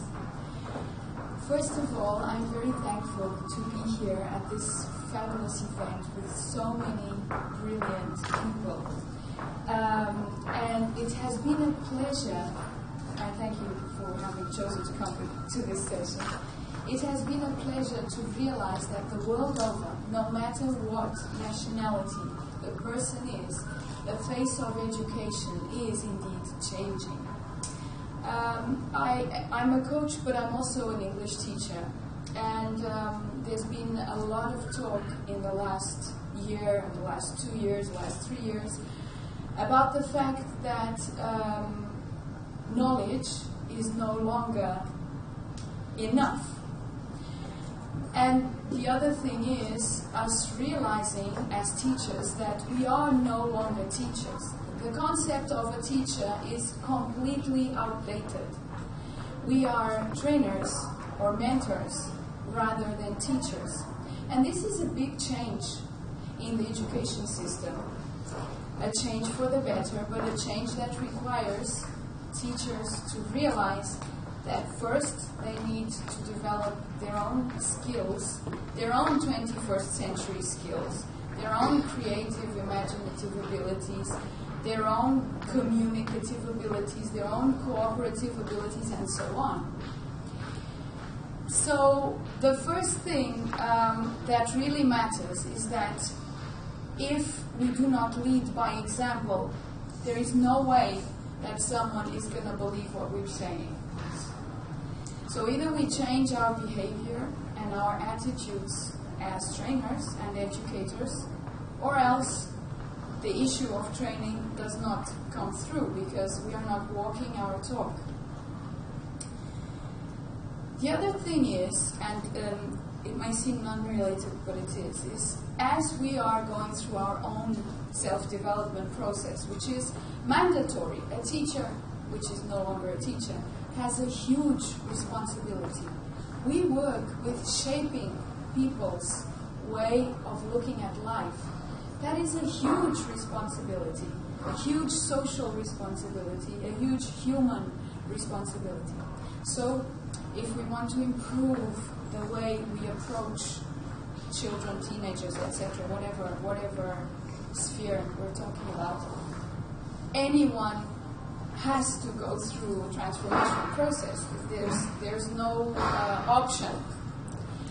And through that transformational process, sooner or later we all come to realize that people live their lives either in fear of living or fear of dying. And in itself, those two fears either drive people to go beyond their healthy limits or to not bother at all. And these two basic fears, which are ingrained in us as we grow, only stem from one thing, is the fear of love. The fear of love has many different concepts to it, but so it's the fear of love because that concept has been completely misused. So the word itself can mean zillions of things, but when I talk about that, it's the fear of being vulnerable. That's basically it. Because love and vulnerability come hand in hand. So I feel that as an educator, if I can bring students an opportunity to overcome those fears and to realize that life is here to serve their best potential and that death doesn't really matter because it's going to happen somehow. That if they are living a fulfilling life, nothing else matters. If they feel joyful, prosperous, not in a monetary sense, abundant. If they feel great gratitude, if they cooperate, if they feel that their life has some sort of meaning, not necessarily, we don't need to do great things for our life to be meaningful. We can even sit in silence, and the fact that our mind is not making noise is a service to the entire planet. So we can teach these things in a training kind of way, no matter what subjects we are working with. In my case, I work with English, which fortunately gives me a lot of flexibility to use many different themes. But in any subject, and fortunately we are going to move away from subjects sooner or later. My dream is that I have a language school that it changes into a totally collaborative school, so in which students are not learning English just because of the curriculum, they are learning it with other skills. And so, for example, they might be learning to build something, and at the same time they're learning English. But that has a purpose. No longer is it just because they need to know the verb to be and so on. So I'll just give you a few small examples of things that I do that can be used in any subject, though fortunately subjects are going to end sooner or later. But even in the new era of education, this can be used. One thing I do every year, every month, I invite someone that is a shining example within their spectrum, where they work within a spectrum of activity, or even simply in life itself. They've learned to transcend difficulties, and they are an example of love, of joy, of success, which for me is not achievement. It is feeling fulfilled. So I invite people from wherever to come into the school or to speak via Skype. So I'm surely going to contact many of the people who gave me cards during this wonderful event to share their experience. We're following a curriculum, of course, so I try and blend that into the themes that we are going through at that moment. And so the students are always asking, so who's going to talk to us this month? And it's amazing throughout the year the way their perceptions of the world, their perceptions of what difficulty is and that anything is possible and can be transcended, they change completely. Because I'm talking about people from all walks of life. And then of course we do English stuff based on what the person came and shared, blending it within the curriculum. But for me, that's not what matters. For me, what matters at the end of the day is that they did have the opportunity throughout the whole school year to realize that they are valuable, that it is possible, that they can do whatever they choose to do, and that their marks are not at all the most important thing in their lives.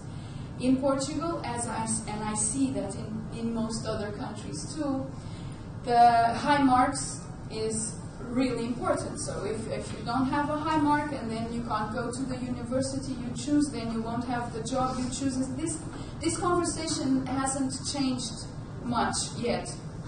So I make it a point of bringing the students the notion that that does not matter what marks they have if they are not living their life in a fulfilled way, if they are not doing the best they can do to transcend whatever comes before them, if they are not together.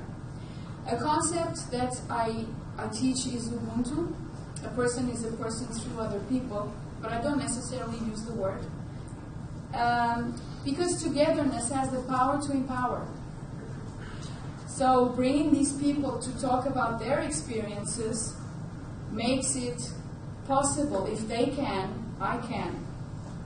For example, last week or 2 weeks ago, I had an ex-student from a long time ago, been teaching for 22 years, so he came even before, he was already a student at the school I teach before I was a teacher.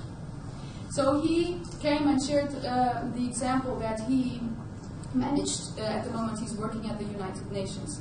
And that was his big, big dream. But he never had great marks. He just had perseverance.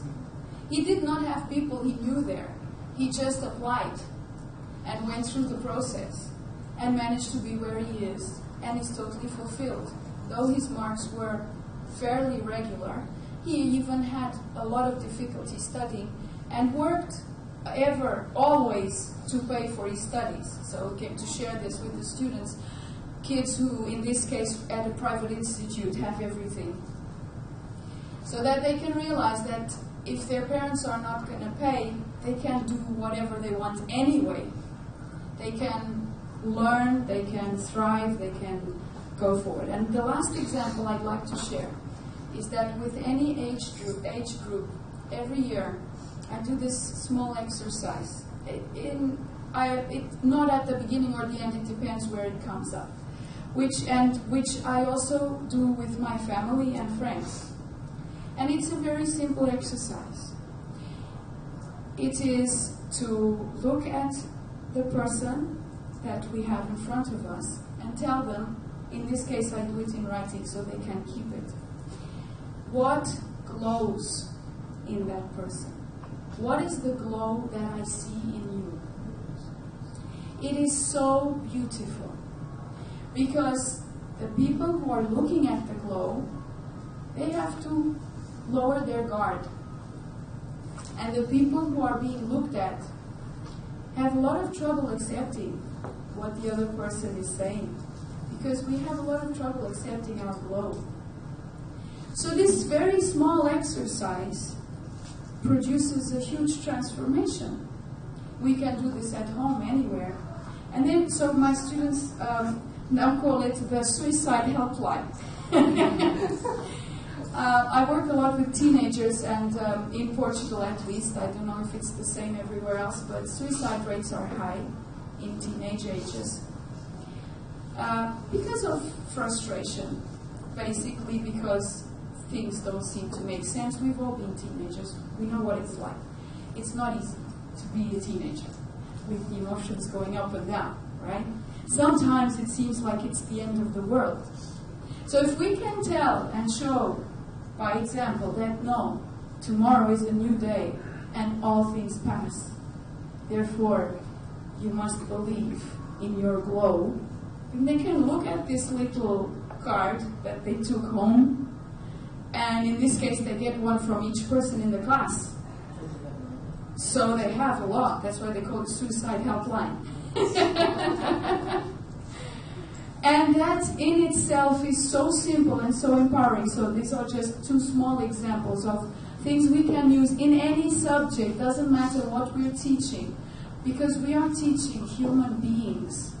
And for human beings to feel that they are worth it, we need to also feel we are worth it and share that with them and bring people who know of their worth to also share with them. So the world of education is a world of togetherness, of cooperation. And that's what I have to say. Thank you very much.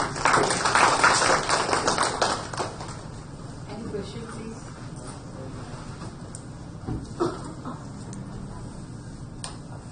No questions?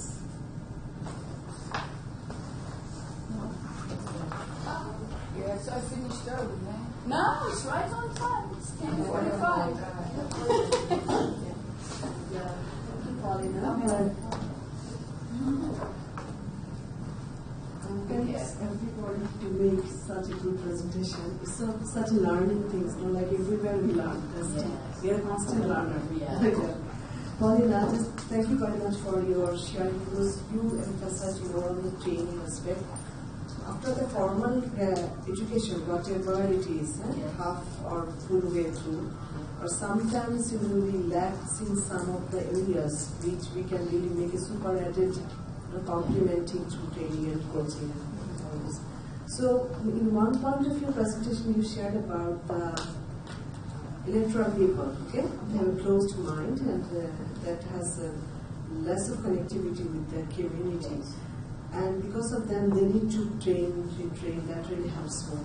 I was thinking just to take back to my country example, because I have not much experience or picture in my mind about other country electoral things, but when these people get elected, those people, most of the people, they evolve from the grassroots. I found less of the people they go to the electoral politics level, who are very scientist, designer, or manager, or director, or engineer. These are the grassroots people who do politics, and they are with the people, by the people. Gradually, they got to the electoral process. So my point is, where is the missing of the connectivity? Is that when they are electorally elected, then they close the door. Okay? It's not that the door is closed to them. They close the door if they really don't want to. Otherwise, if you are electorally elected, then you have a lot of connectivity with the people. That is the strength of you. The grassroots people, their knowledge, their ability, their problem, that is the strength of politics, isn't it? So why the door is the thing that is closed? Thank you. It depends upon the context of the country. For example, in the Philippines, patronage politics is so high, it's huge. Meaning, there is political dynasty, and those who are able to get into the elected position, who are elected, are the ones who are already very influential economically. So the participation of those from the grassroots going into those elected positions is very, very slim. Their chance of being able to participate in that sense, going into electoral politics, is very, very minimal. They are confined into the village level. But decisions are made by the council, the legislative council, by the local chief executives, by the higher levels of local governments, by the national government. And when people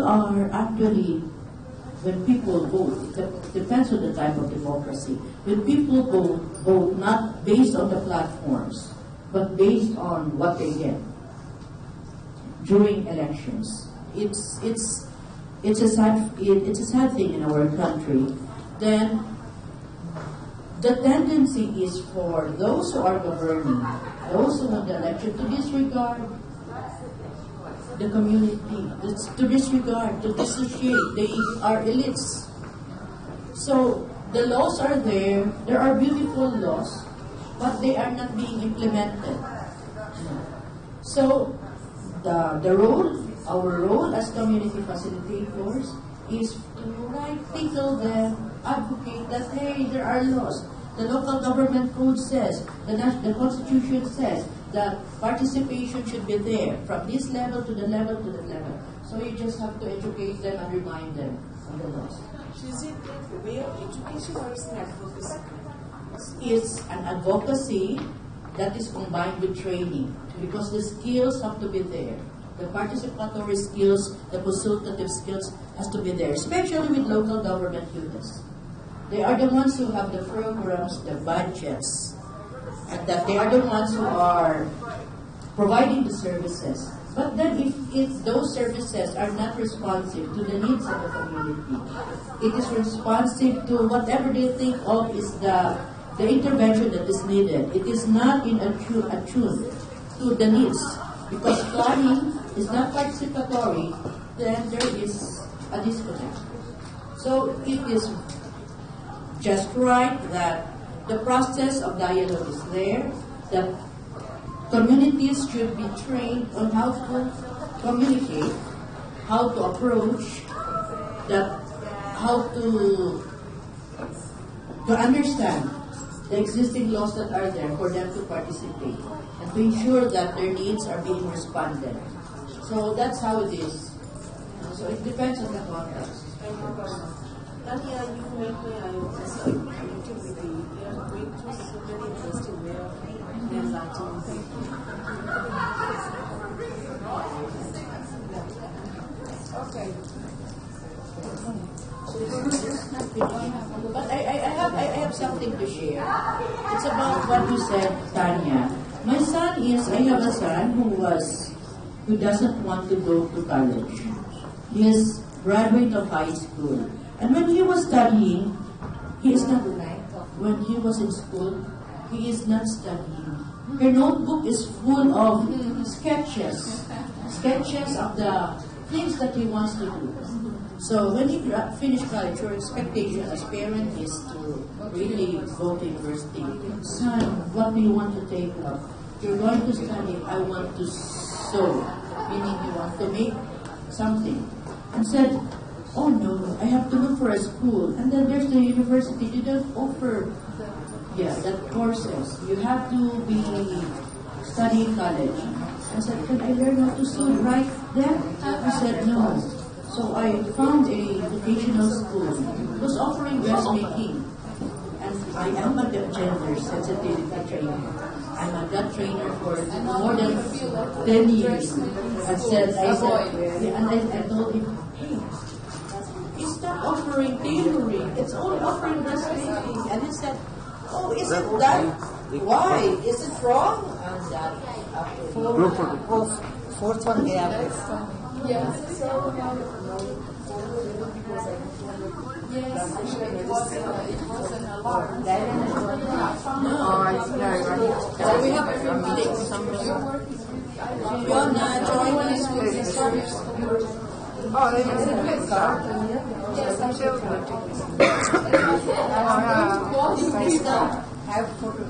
But we took the photograph at the beginning. 2, 3, 4 are not with everyone. Not with the blue lady. The ladies in the back, the young ladies, please come. Please come. You know what? I don't know who your teacher is, but you're brilliant for bringing them along to something like this. Congratulations. Great work. If I can bring mine, I ये खत्म हो गया 11 course है बाहर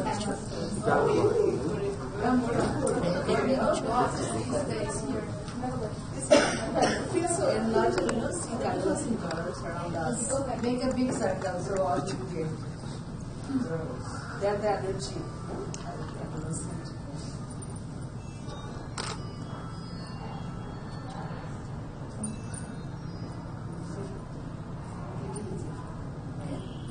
Join us. Paulina is coming. Please come. No, carry on. I'm here because of the next session. She was talking to you here. I'm here. Are you one of the teachers? If it's possible, I'd like to ask them live a few questions for my students to see. Okay, yes, sir. If they Yes, look accept, at. of course. Okay. Thank you. Because it makes a great future.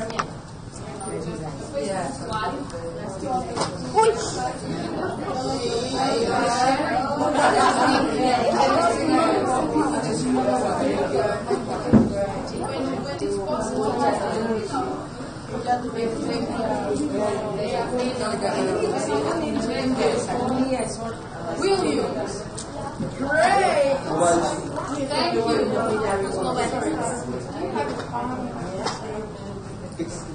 Is that your mobile? Oh, that's my mobile. Yes. That's very good. Thank you. Yeah, my son loved your clothing. I just put that on. Oh, it's good. I think most of that from the client. Yeah. We got the glow. The glow thing makes such a difference. It's such a beautiful exercise. When I do it at the beginning, it's very good. And I just to ask her what's the glow she sees in our faces. Oh, wow. Yes, I'm sure, right? Yeah. We should catch her. What does she see in your face? If you send me an email, then I will be connected. Yeah, so, Pardon? so what glow do you see in all our faces? Well, it's not in your face, it's in you. The glow I see in you is wisdom. I will find you. And Because I cannot find it.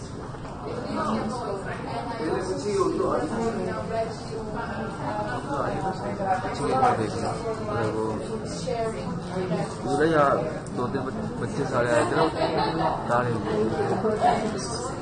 usually with students I mean Where is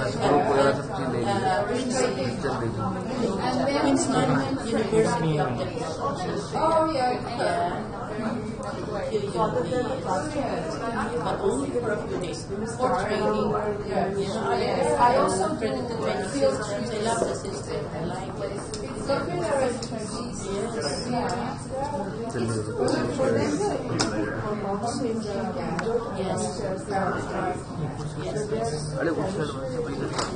अरे ये रहेगा ना इसीलिए यहाँ रख के ना इधर से all the time but that's the same उधर से थोड़ा बोर्ड में निकालने लगाना और What's the next step? Are you speaking? What's the second? This one is being your best advocate. well I don't know but Daniel? Hi Daniel, hi. We are both on. Yeah, she jumped in, so. very training for example I'm Lauren. Hi, Lauren. Priti, nice to meet you. I'm from the United States.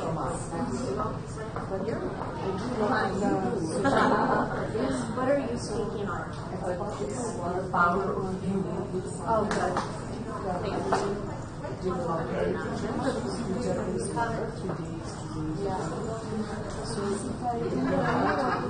In about from YouTube. of course not no right that never even thought about it like oh no but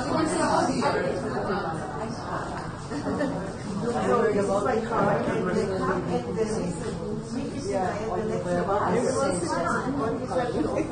how can you see the glow? I'll take over. Oh, you want to like that? So I said, this is really not comfortable. Especially something said something else, and I like, okay, you can try Very, that's why it's super wise. Super wise. You know, I'm in a banker, so I know what she did, so I oh, that's right. Okay.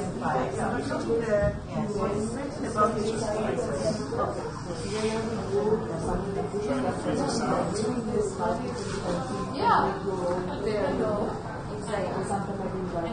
Okay, that's more. I would never think about that. Thank you very much. बेटा B में हो रहा है भी हो रहा है यानी ये खाली है हाँ ये खाली है 0 मिनट दिखा रहा है हाँ मर तो नहीं है ना वही कह रहा हूँ कोई मर गया वो नीचे लग गया जब दिख रहा है 0 मिनट है, कार्ड ही नहीं है उसमें। अब इसका कार्ड फिर कहाँ होगा? अब कार्ड काट दो डब्बे में। Because we've seen each other so many times. But we see them share. Really? Great. Yeah. So I should love it. Please do. And please send, when you first contact, please send a small photograph. Okay. Because Are you on met- LinkedIn? Pardon? Are you on LinkedIn? Yes. So Because we've met so many people. And then we need to put the faces to that name, you know. Because like, okay, yes.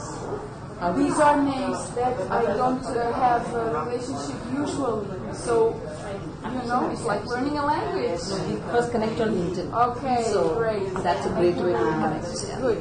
Please do. What's the presentation now? The farmer view. That's incredible. Congratulations. Hello. Nice. चलिए वो आपका next में है क्या? Back again? कोई नहीं ये session करके मेरा नाश्ता लग गया, isn't it? Just it's prison. It's like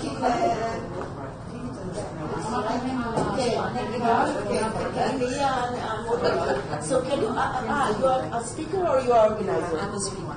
Okay, so we will speak with them and ask them. Yeah, if you can make the air conditions a bit lower because it's freezing. We have told many times. If you hold the material so chill. Okay, I will tell them outside. Okay. I will tell them as well. Guys, screen time करना है.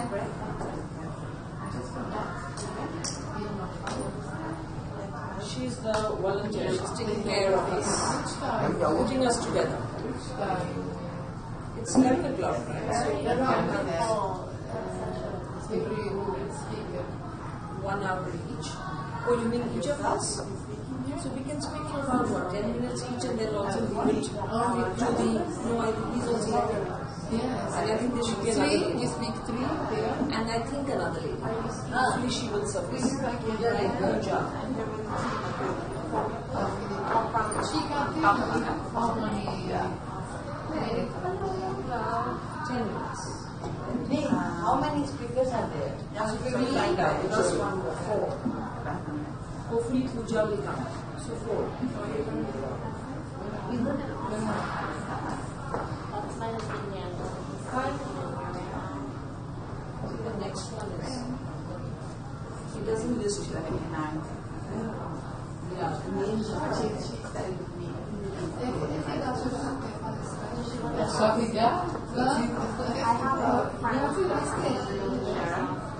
नहीं हुआ इसमें करके वो technician को Yes, ma'am.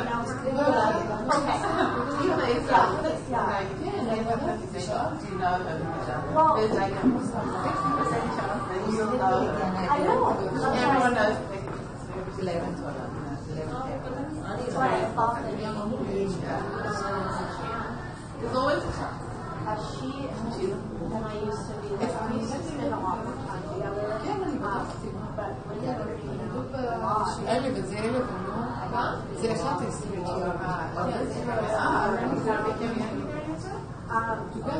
didn't meet a lot of them really easy. My husband was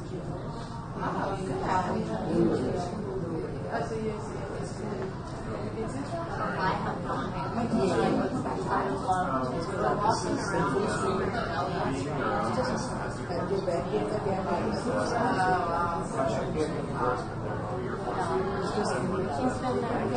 been there.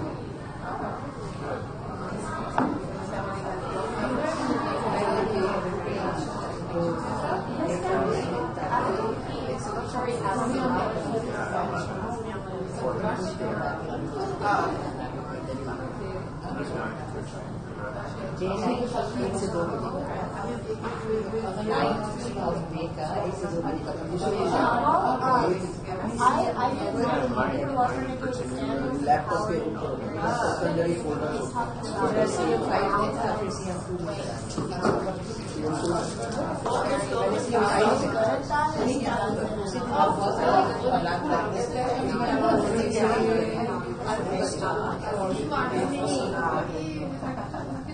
You know? Different topics. She said about Pooja. That's why I Hello. Please take your seats. Hello, please take your seats. We are going to start the session. वो अपने और recording शुरू कर देंगे.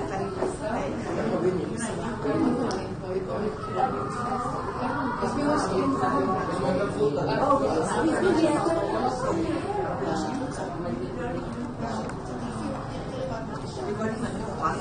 Hello. Let the starting begin. We are first lady speaker, Priti Gulati. You introduce yourself and start the session. Thank you, sir.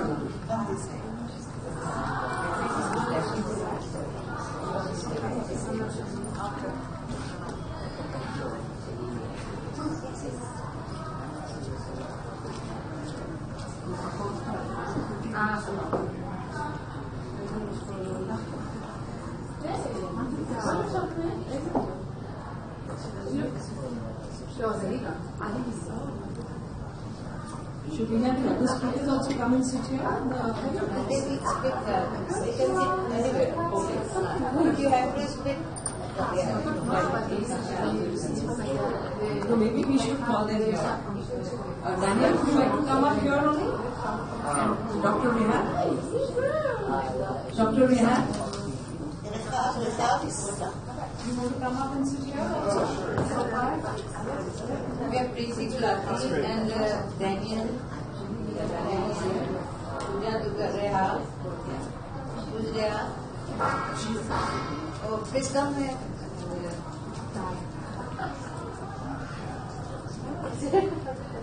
Rehab.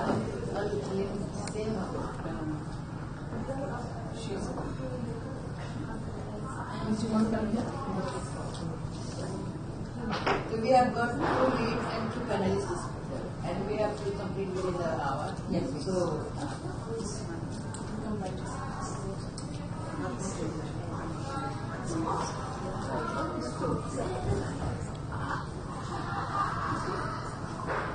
So good morning, everybody. So I'll give you a brief introduction about myself. My name is Priti Gulati, and I've been 23 years a banker, having been with an Indian bank, Punjab National Bank, and with an investment bank, which was DSP Merrill Lynch. So I've been in retail banking, I've been a treasury dealer, and I've been in the debt market side. And after 23 years, I transited into becoming a businesswoman. And as of now, in terms of my business, I got into the employability for the banking industry. And then subsequently, I also branched into doing what I'm doing currently, which is running an expert network called Expertise. And Expertise is creating a platform for top management professionals for contractual assignments. So I believe that there are lots of top management professionals who have moved on and are not in full-time jobs currently, but they are the ones who are sitting with all the grey hair, with all the knowledge and experience, and I believe that that should not be wasted. So I'm creating a place for the corporate world to hire them for contractual basis so that they can afford them as well and also use their expertise. That's what I do. So our topic today is the power of you, and I'll start with the epiphany. So many years when I was in college, I was going to college. I was in a bus, and this was in Calcutta. And it was a very dull day, extremely dull day, and nothing great to look forward to, very, very boring. And I was sitting in the bus, almost half asleep going to college. And on the other side of the road, I suddenly see another bus, which was, on the other side. So I'm here and the bus is going that side. And a perfectly normal day when I found one of the guys running to jump into that bus. And the guy was running, and that bus was almost moving away. And I was watching the whole thing again, very dull. But and the guy kept building up speed, and then suddenly I noticed that people standing in the bus suddenly were looking at him. And there was a piece of action happening there, and everybody's looking at this guy running towards the bus, and everybody started looking out and watching the whole thing.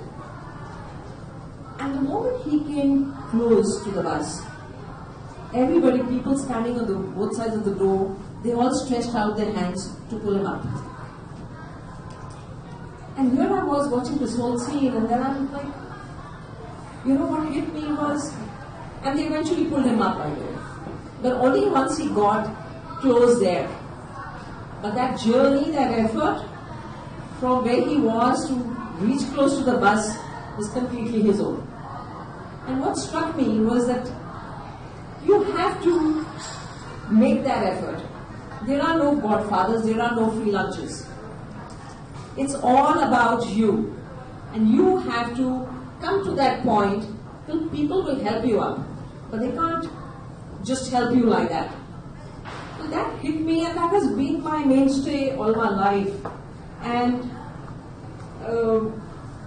you have to be who you want to be. And that brings me to my second point. And that second point for me is, I've also believed in karma, cause and effect, the action.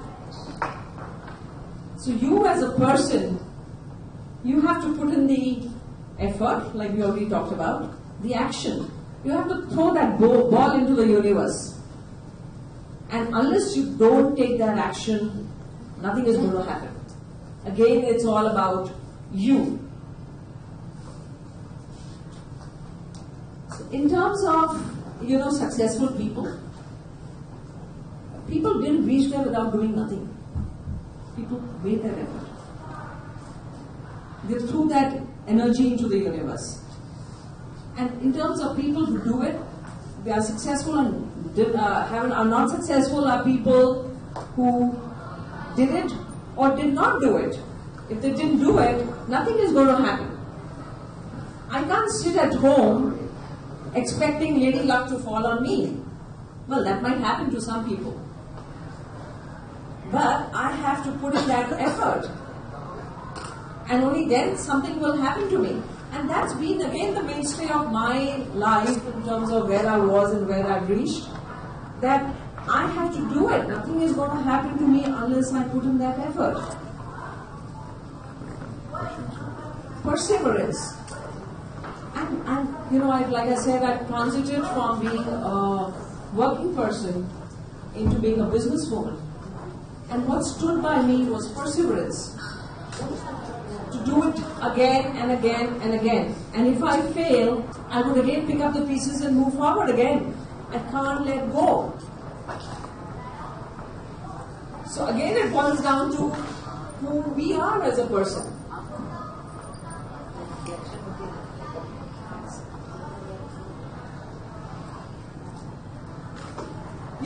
There have been days when I started trying to, getting into my business. I would go one step forward and one back. I would have my dark moments. Am I doing right? I'm not really a businesswoman. Am I on the right path? I had lots of doubts, and I'm sure everybody does. But the days when I was up and moving, that one step forward, is what pulled me from my dark days back into being on the positive side. So whatever I did when I was on moving forward was what pulled me when I was moving backward. And because I had taken some action while I was doing something right, someday I would get a call from somewhere and suddenly something would energize me back into action. So it's all about being perseverant, and it's all about putting in the energy, and that energy will pull you back. Even if you're kind of stepping back, it's okay. It's okay to step back. But it'll pull you through again at the right time.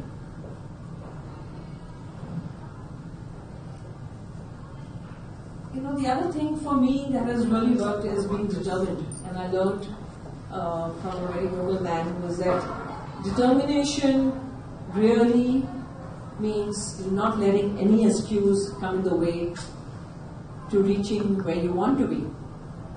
And that's the definition of determination for me. Not allowing any excuse to come in the way. It doesn't matter where you are, how hard the situation is, you just have to keep driving. I recently read somewhere that they said, the passion for doing something is, you should be willing to stay up all night for that passion. And then he very beautifully writes, he says, it's not that. It's the passion will keep you awake anyway. You know? You don't have to keep yourself awake. It'll keep you awake anyway. So that's passion, that's determination, and we don't allow excuses to come in the way of what we want to be, where we want to be. My third point about the power of you and who we are as a person is, and what has worked for me, is staying on course of what you believe. And there are two faces to that. One is, just do it because you want to do it. You're doing it for yourself, and you're not doing it for anybody else. You're not doing it as a charity, you're not making a big sacrifice for anybody else. Because if you are doing it as a sacrifice to somebody else, everybody has different situations and circumstances, and you have a choice. You can go that way, or you can just exit, let go, stop cribbing about life. But whatever you do, you're doing it for yourself. Even if you're doing charity, believe that you are doing it for yourself first. Because somewhere along the line, you're going to get really distorted, because when you're doing it for somebody else, or so you believe that you're doing it for somebody else, it's going to come and slam his head on your shoulders, and it's going to be like, who am I as a person? And the expectations come in when you start doing it for somebody else, and that is going to make you very incomplete somewhere along the line. And the other thing is, when you're doing it, whatever action you are taking, make sure you're doing it because you believe in it. There is no right or wrong in the world, except what is written by law. And that's the only thing that we can't transcend, right? We can't cross that line. But as long as I believe in what I'm doing, the world will stand by me, however weird it might be. And today the world is moving on, and there are lots of things happening in the world. People are opting for different career options, people are doing different things completely. And as long as you believe in that, the world will stand by you. There will always be dissents from different corners. Always. It can never be that everybody will agree with you. But as long as you are staying on course, what you believe, that's what will work for you in the longer run.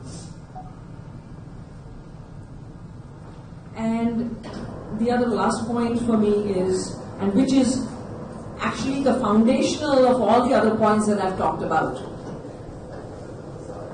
and which is the power of thought. So they are all interlinked, and so the power of thought, what is the power of thought? Opposite of this green button. Other side. Sorry for that. I'm sorry. That's fine. If you press green button. Press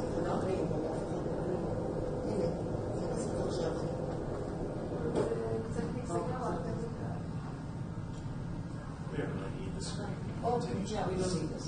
Yeah, okay. That's absolutely fine. Let it continue. So my last point, like I said, which is the foundational of all the other points, is the power of thought. And today more and more scientists are coming out with theories on that, and they're actually trying to even work around a way that, can your mind actually get converted to text, and a lot of work and research is going on that. But I truly believe in the power of thought. And I believe like lightning precedes thunder, your thought precedes action. So if you have a thought, and as long as if you're ready for that thought, it happens. If you're not ready for that thought, nothing happens. And it's true, and you can, watch your own lives, and I'm sure there are lots and lots of examples right here in the room, because each of the people sitting in this room are successful people. And it's when you are ready for something, it happens. But you have to be ready for it. If you think somewhere that you're inadequate, it's not going to happen. Again, luck might fall on you, that's a different part, but we can't sit and wait for luck to fall on our heads. We have to be who we are, and we have to allow our thoughts to move faster than our action.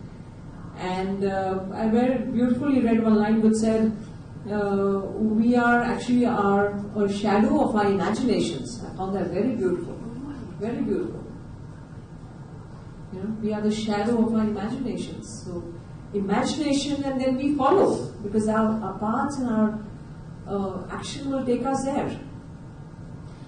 And in terms of power of thought, I have to say that somewhere along the line, I actually use the power of thought to take care of a particular ailment, not really ailment, illness. And I know that I've eradicated at least 50% of that purely by my power of thought, by analyzing myself, not by any other way, but just analyzing why is this happening every day. I just share with you, I would always have a common cold, 2-3 times a week, years after years after years after years. And one fine day I was like, enough. Why is this happening? And I started analyzing myself. What is bothering me? And I read something somewhere which also gave me some direction.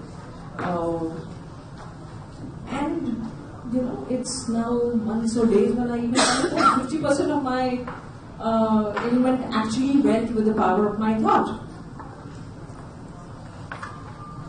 And I'm really very, very happy for that, because that's something we have to analyze ourselves, who we are, and what's bothering us, and what's stopping us from being who we are. And the other thing I'd like to say here is that I've never believed in competition. I'm running this firm, and people say, who are your competitors? And I'm like, you know what? Well, maybe they're there, but are they strictly my competitors? I don't look at them. It's okay.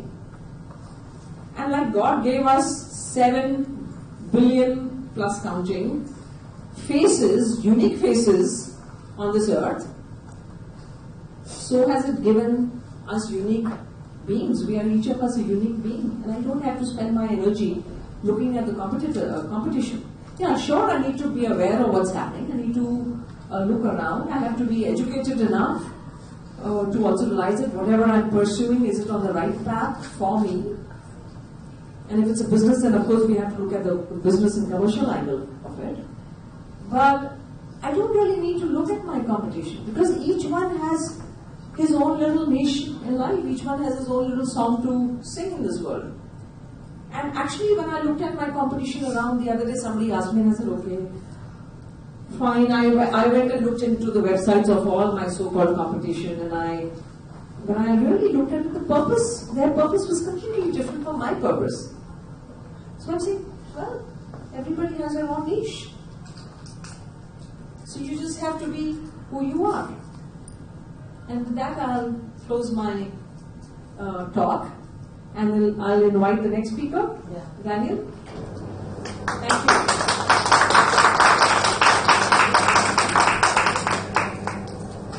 Thank you, Priti. Many pearls of wisdom there. Great talk. Hello, everybody. My name is Daniel Schwartz. I have exactly 15 minutes. Maybe 1 or 2 minutes. Plus or minus. So, please forgive me. This is the first time I've ever spoken in front of a room like this. and I'm going to use some notes, so I just decided to speak yesterday. The title of my talk is The Alchemist's Experience with Seizing Opportunity.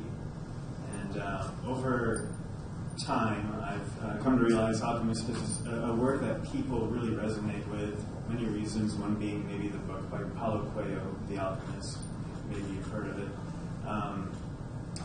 Just to define it, in case you're not familiar with the word, for me, an alchemist is somebody who takes something of very little value and turns it into gold, something that's very precious. And going back over many years until, from childhood, I've noticed that a lot of things that I've done have been alchemy. So I'm just going to talk about my journey a little bit and close with, why I'm here to begin with. You'll find out eventually. So, growing up, I had to teach myself social skills. I didn't really have the upbringing that many of my peers, or what I think maybe all of my peers had, where they had a mom and a dad who were teaching them to be good people and do what needed to be done and all of that. My parents had separated when I was very young, and then my mother had schizophrenia, so I couldn't really depend on her to be an example of how to act, because she was acting a little bizarre.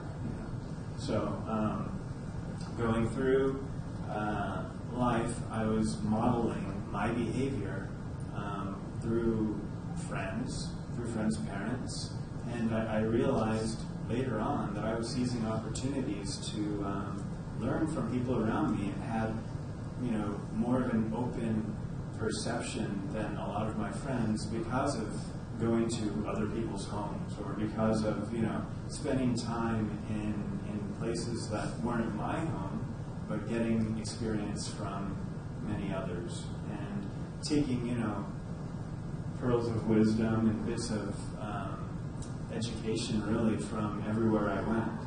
So that was what I think is, basically like taking trash and turning it into treasure. I didn't completely disregard my home life. I know there was a lot of value there as well, but in order to really gain as much as I could growing up, I was finding other places. So I would spend time with kids, that had everything. I was probably among the poorest of my friends, and they had bicycles, they had video games and things that they would say were broken. And this bicycle is trash. It's got a flat tire. Oh, really?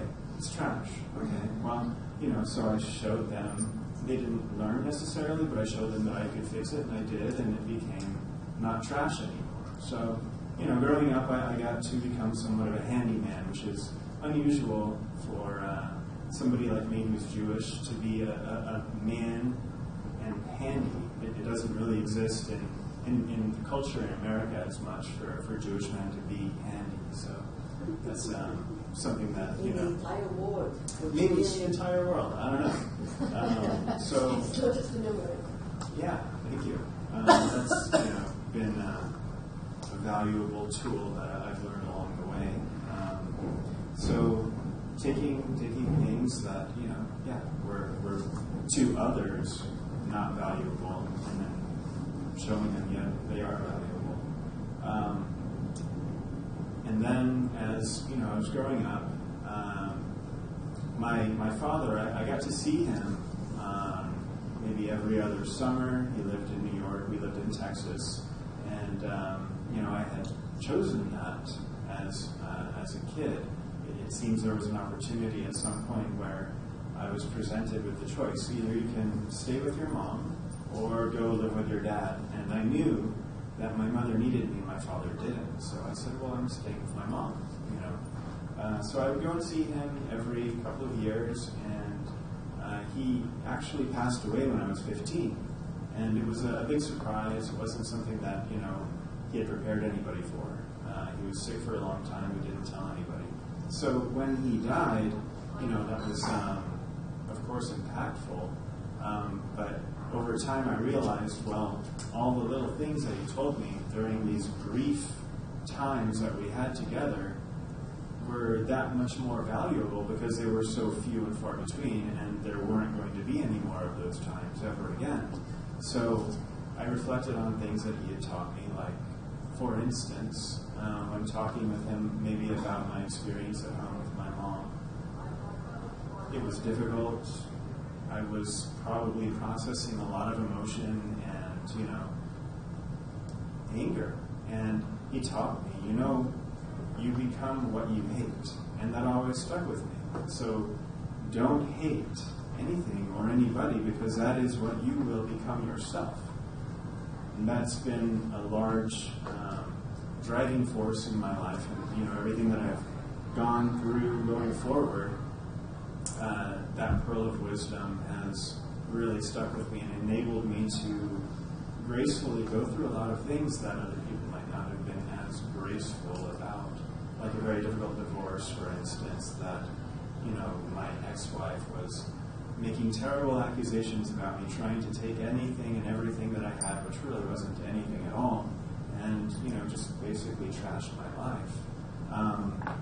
I was able to not hold anger against her based on this wisdom that, my father had taught me. It was taking pain, the pain of loss, and really turning it into beauty. It was something that I was able to, really go through very difficult situations, and they did not hold me back or keep me down or make me, hate the people who are putting me through them. So that's been another little bit of alchemy, pain to beauty. And now I'm an entrepreneur. I've been working as an engineer, doing building design for many years. I got into engineering because it was a quick path to make money, and I needed to have money, so okay, engineering it is. I was working for maybe 8 years. I always knew that I wanted to have my own business. I wasn't sure how that would happen. And I was working in Pennsylvania. I had taken my lovely wife, who was here in the room, all the way across the country from Texas to Pennsylvania in order to work at a job that, it was a good job, It was a great experience to go to another part of the country and see, what living there was like. And I wanted to leave at some point because I didn't feel that it was a good fit for me. It was too cold, I didn't like it, and I didn't want to, scrape ice off the windows every day and go to work. So I found another position in Austin, Texas, and, we moved there pretty quickly. At that point of working for only 8 months at that company, I found out that they were going to close. And, oh my gosh, I left this great job up north to come here, and the opportunity's going away. But it turned out the opportunity was just beginning. The owner of the company, she was just lovely. She knew that I was going to take over the company at some point, but she said, you know what, we can't wait. We're closing. Try and take some clients, see if they'll go with you, start your own firm. And I saw this was a very awesome opportunity that I couldn't pass up. I had to make it work. So I was able to do that. And I had an instant business, and it's been successful, doing what I love, which is working at home. And, the engineering, it's okay. It's not my passion. I've found over time that, and this is really the third point, while I'm in this period of kind of transitioning from engineering to coaching, I found, over the years that people have told me that I'm a really good listener, and I tend to ask really good questions, and, they just want to talk to me so that I can be like a sounding board for them so that they can process through whatever they're working with. And it just helps for them to talk to me because, I'll be very quiet and just listen, and at some point I'll ask a question that just really opens up doors for them to see things differently and to really, be their own alchemists. So what I'm doing here today is starting my business. Basically, I have a firm called Empowered Engineering. We engineer buildings, but I'm looking at empowering people because I'm really good at empowering people. So Empowered Engineering is going to be, maybe two things for a while. Maybe eventually it'll just be coaching. But for now, that's why I'm here. And I think I have.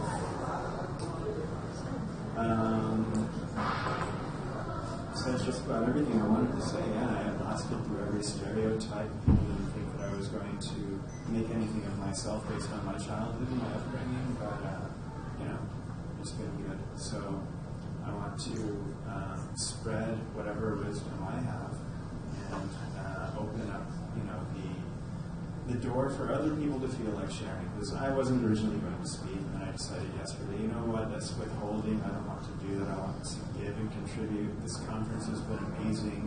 The people who I've met and who I've gotten the pleasure to hear speak have just been wonderful. So I see that it's a very giving, welcoming, and connected kind of place, and I didn't want to be sitting in the background, but also contribute what I could.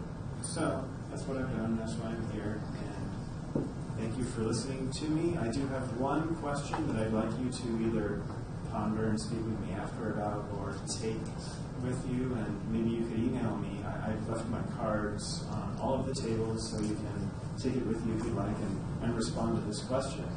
And the question is, what are you not sure that you want? Think about that. What are you not sure that you want? Is there something that you think maybe you want, but you're just... What are you not sure? Yeah. What you want. What you want, yeah. That's it.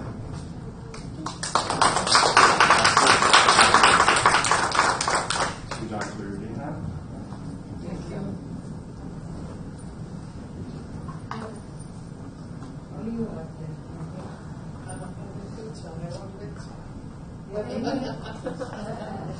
No, I don't. But they see your life. I don't. Secondly, is it not to be No, I don't. we have to take this. There's something like the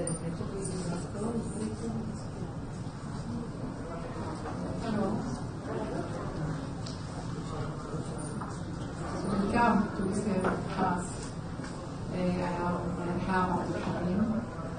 I have been the leadership of education. I want to speak in Hebrew. My friends did translate me. Everyone here is a person is like a diamond. If you reveal its spark, it will light up the world.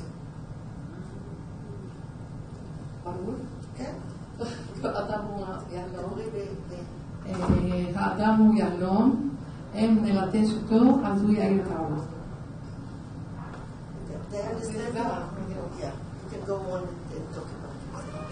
אני רוצה לדבר היום על ראשית כל, I am Arab Israeli from Nazareth.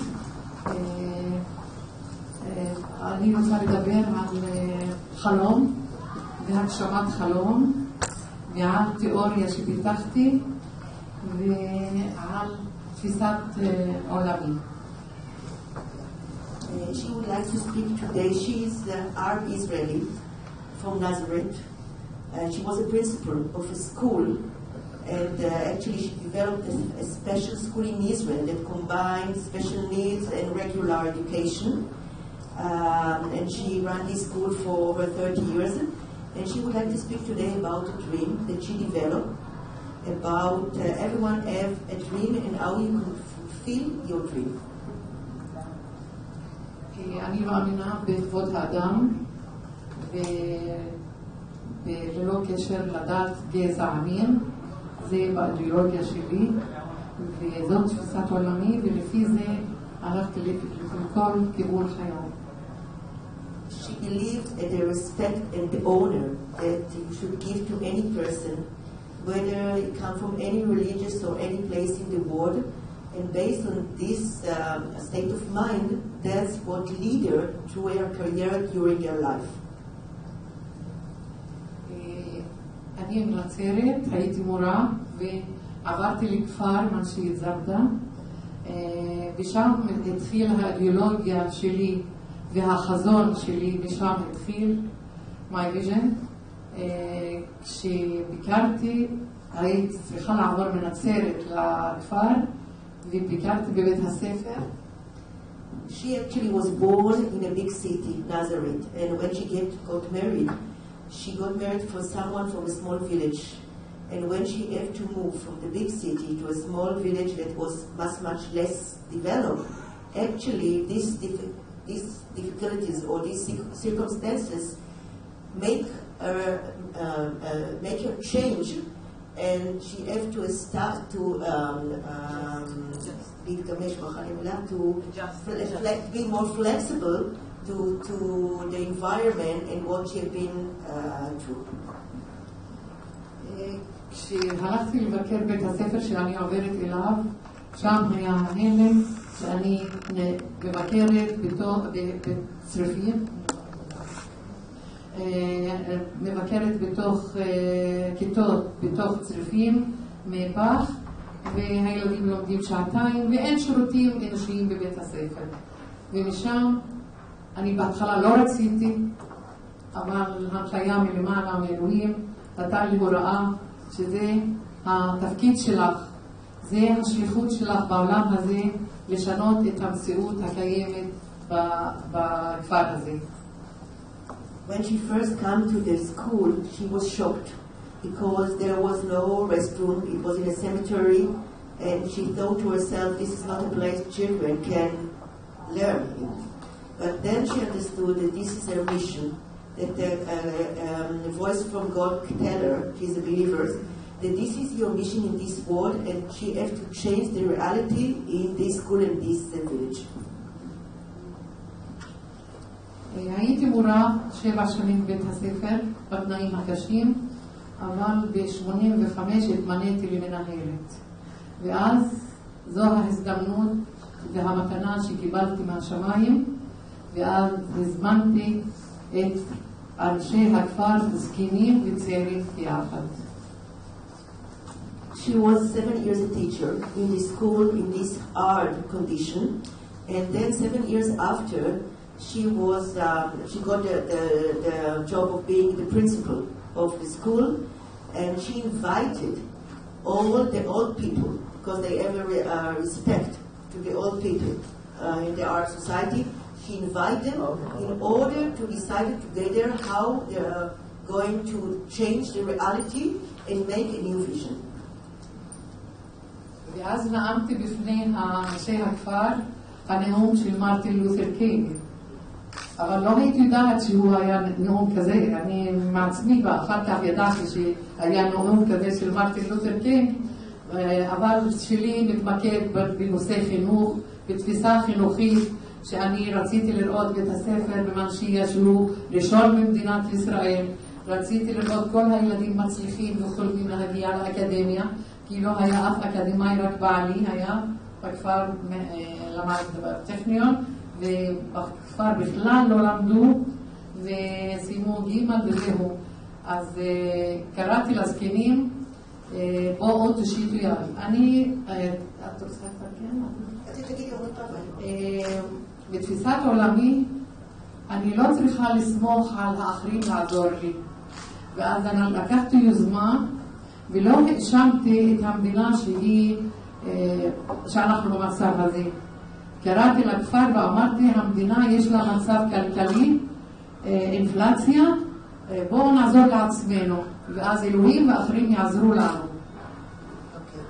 She said that actually when she gave the speech for the older people in the village, she was based, or she used the same word as Martin Luther King said, but she didn't know at that time that it was quite the same.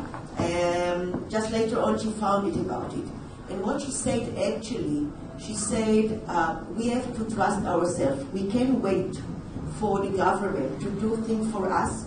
We have to rely on ourselves, because at that time, to be Arab in Israel, it's just 20% of the people in Israel are Arab. And sometimes they say, okay, the government don't care about us, we are a minority, we don't. And she said, I don't want to blame, not the government. We can just trust ourselves and our power, and we will make this school the first one in Israel. Because at that time, this school, or her husband, was the only one who got an academic education from this village, and the children used to go to until the third grade, not more than this. And she said, we are going to make each student in this village capable to finish school and be able to go to the university. ואז לקחתי תפקיד שבעלי, גייסתי אותו לתרום תכנון, בכפר התגייסו לאסוף כסף, כי הבהרתי להם חשיבות החינוך לילדים שלהם, שזה חשוב להם. ואז אחרי ביטוחים, לא פשוט, אז התגייסו גם בעלי. הייתי צריכה לעבוד באופן הוליסטי מול הכפר.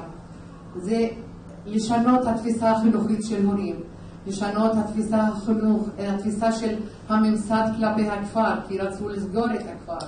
לשנות התפיסה, אנחנו לא מוכרים במועצה האזורית גם, לא היינו מוכרים. לשנות את תפיסת המועצה האזורית כלפינו. לשנות את תפיסת ההורים, לבוא לבית הספר, להיות שייכים ולהיות מחוברים בבית הספר, כי זה שייך להם, ולעורר את האחריות והמחויבות שלהם כלפי בית הספר.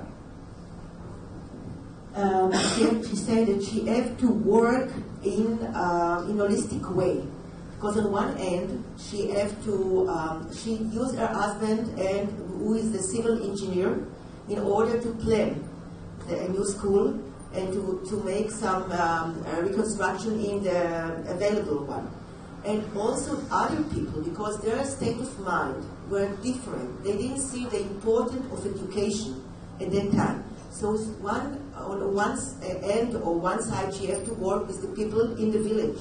On the other end, she have to work with the government and the regional area, because actually they want to close the school. And she said, we are going to be the first and the best school in Israel, and still they want the people from the village to go to study in parallel villages or school nearby. So it was quite difficult, because it wasn't just for one direction. She had to work in a very holistic way. הייתי צריכה לשנות דרכי הוראה, לשנות תפיסת המורים כלפי החינוך, כי לא הם מתייחסים בצורה הנכונה כלפי הילדים וכלפי החינוך, בגלל התנאים הקשים שהיו בהם.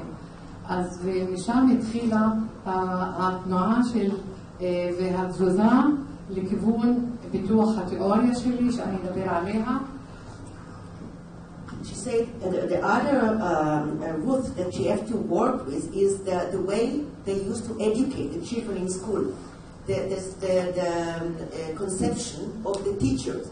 The teacher used to think in a very strict way, and she wanted to change. She wanted to make it more open and more to see each children, and based on what she had been through, she actually create, or she has some idea, but she create a new theory that she's going to speak now about it, based on her experience in this school and this village. התחילה שינוי התפיסה של מערכת החינוך כלפי הבית ספר, והתחיל לגדול הכיתות במקום ג' עד ו', ונפתחה כיתה לחינוך המיוחד, כיתה מקדמת בבית הספר לילדים בעלי צרכים מיוחדים. ומשם התחלנו, אני לא רציתי סטיגמה לילדים, כי אני מכבדת בני אדם כבני אדם, ולא אוהבת להגיד על זה שהוא חינוך מיוחד או רגיל, כולנו בני אדם. וכדי להוריד את הסטיגמה, אז אני לא נתתי לה שם מקדמת, נתתי לה כיתה שם החדשה. ואני מאמינה מאוד באומנויות, מאוד מאמינה בהשפעת על האומנויות. אני מאמינה שבכל אדם יש נקודת אור, ועלינו לגלות את הנקודה הזו, והתיאוריה היא מדברת על נקודת האור שבכל אדם, עלינו לגלות אותה, להעצימה, ממנה ייווצרו, יצמחו נקודות אחרות. So what to say that first of all, the school was just elementary school. And she said elementary school is not enough. It's not enough to finish the 6th grade. You have to finish middle school, if you can call it so, and high school as well. And at the same time, there are children with special needs. Usually in Israel, sometimes they split, and there is a school for children with special need and regular education. Here she combined between, because, and she said more than this, they didn't want the children with special need to go with, a stigma that they, this is something, he is less good than the other. So she changed the name of progressive class to a new class. And she combined between the children from the special or the new class and the regular school, and they study together art, music, ballet, and things like this, in order to show them that everyone has his own light in himself, and he has to find his own light. And based on this is her theory, that actually because of the owner, that she feels toward each person, so she thinks, even people that we call them children with special need, they have their own strength and light, and you have to find this light in each person.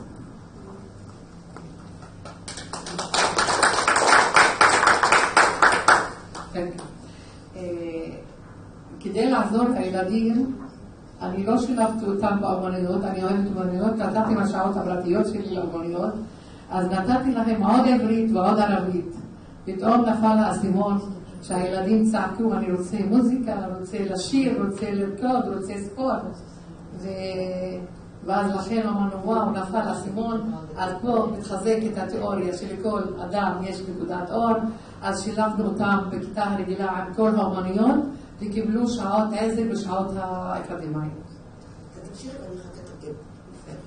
ובית הספר נבנה, ושינינו דרכי הוראה, והכרתי בבתי הספר יהודים, וראיתי את תוכניות הלימודים שלהם, תרגמתי הספרים של בתי ספר יהודים, נכנסתי אותם לבית הספר שלי.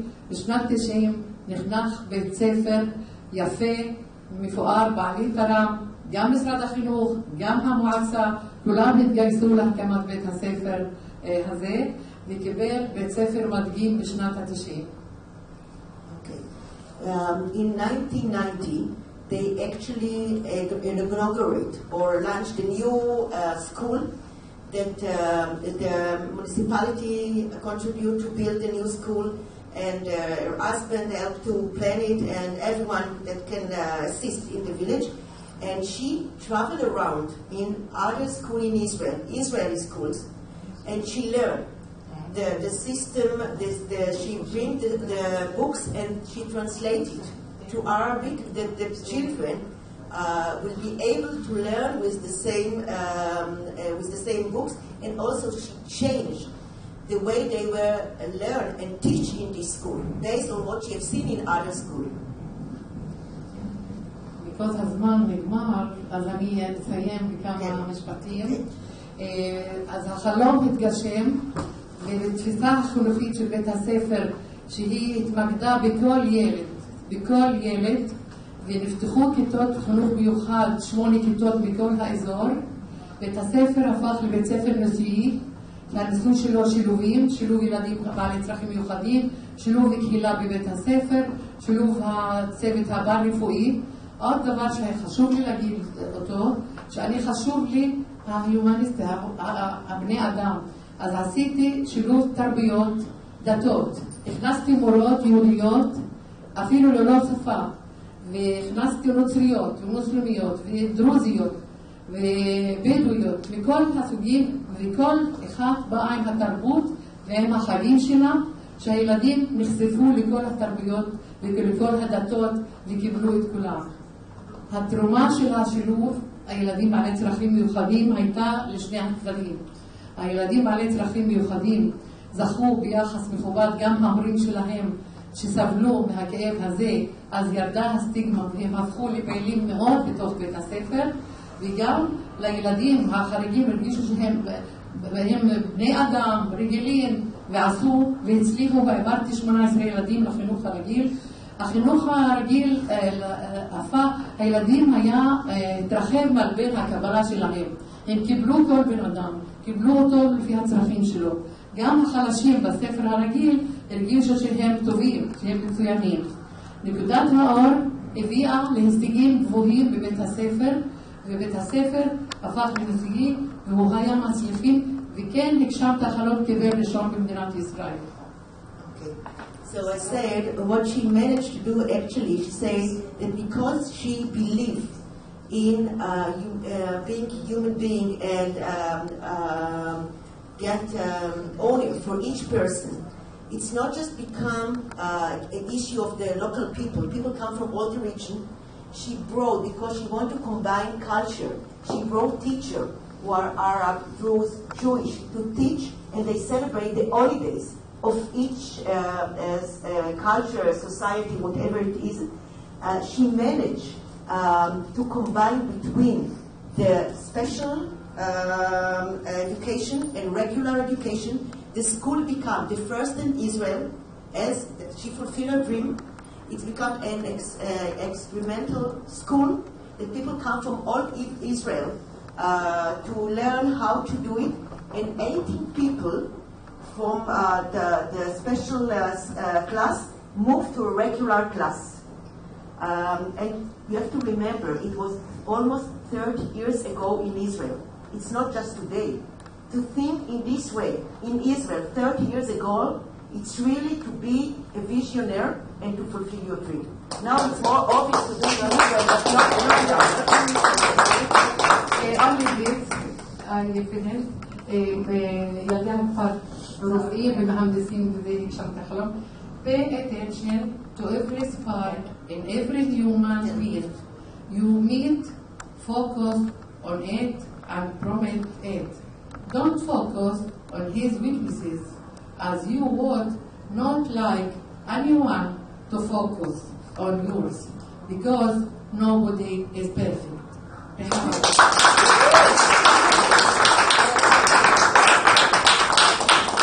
Is there any questions from the audience?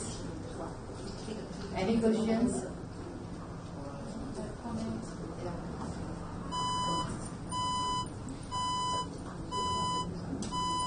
Thank you so very much, speakers. Thank you for the inspiring stories.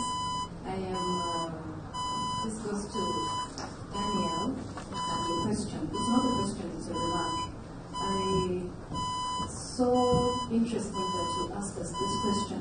I mean, one person who in my life, I have always known everything I don't want. I never knew anything that I wanted. So when people would ask me, what do you want to do? Which course do you want to do? Which school do you want to go to? I don't know. I know I don't want to go to this school. I know I don't want to go to this school. But I don't know the school I want to go to. And they told me, so everybody left me by myself. They said, you don't know what you want. And you know how they always say, women don't know what they want.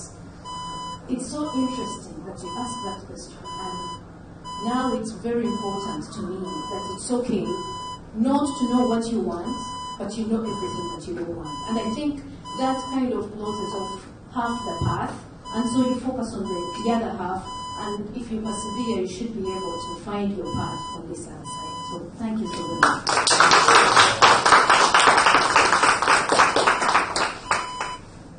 So we should recognize ourselves. Each of us has potential to do extraordinary, but you should judge yourself and do whatever you love to, not because you have to. And if you love your work, you will get success, and success is the synonymous of satisfaction. So, do what you love. and you are the best judge of yourself. You judge yourself better. Would you like to? Thank you so much.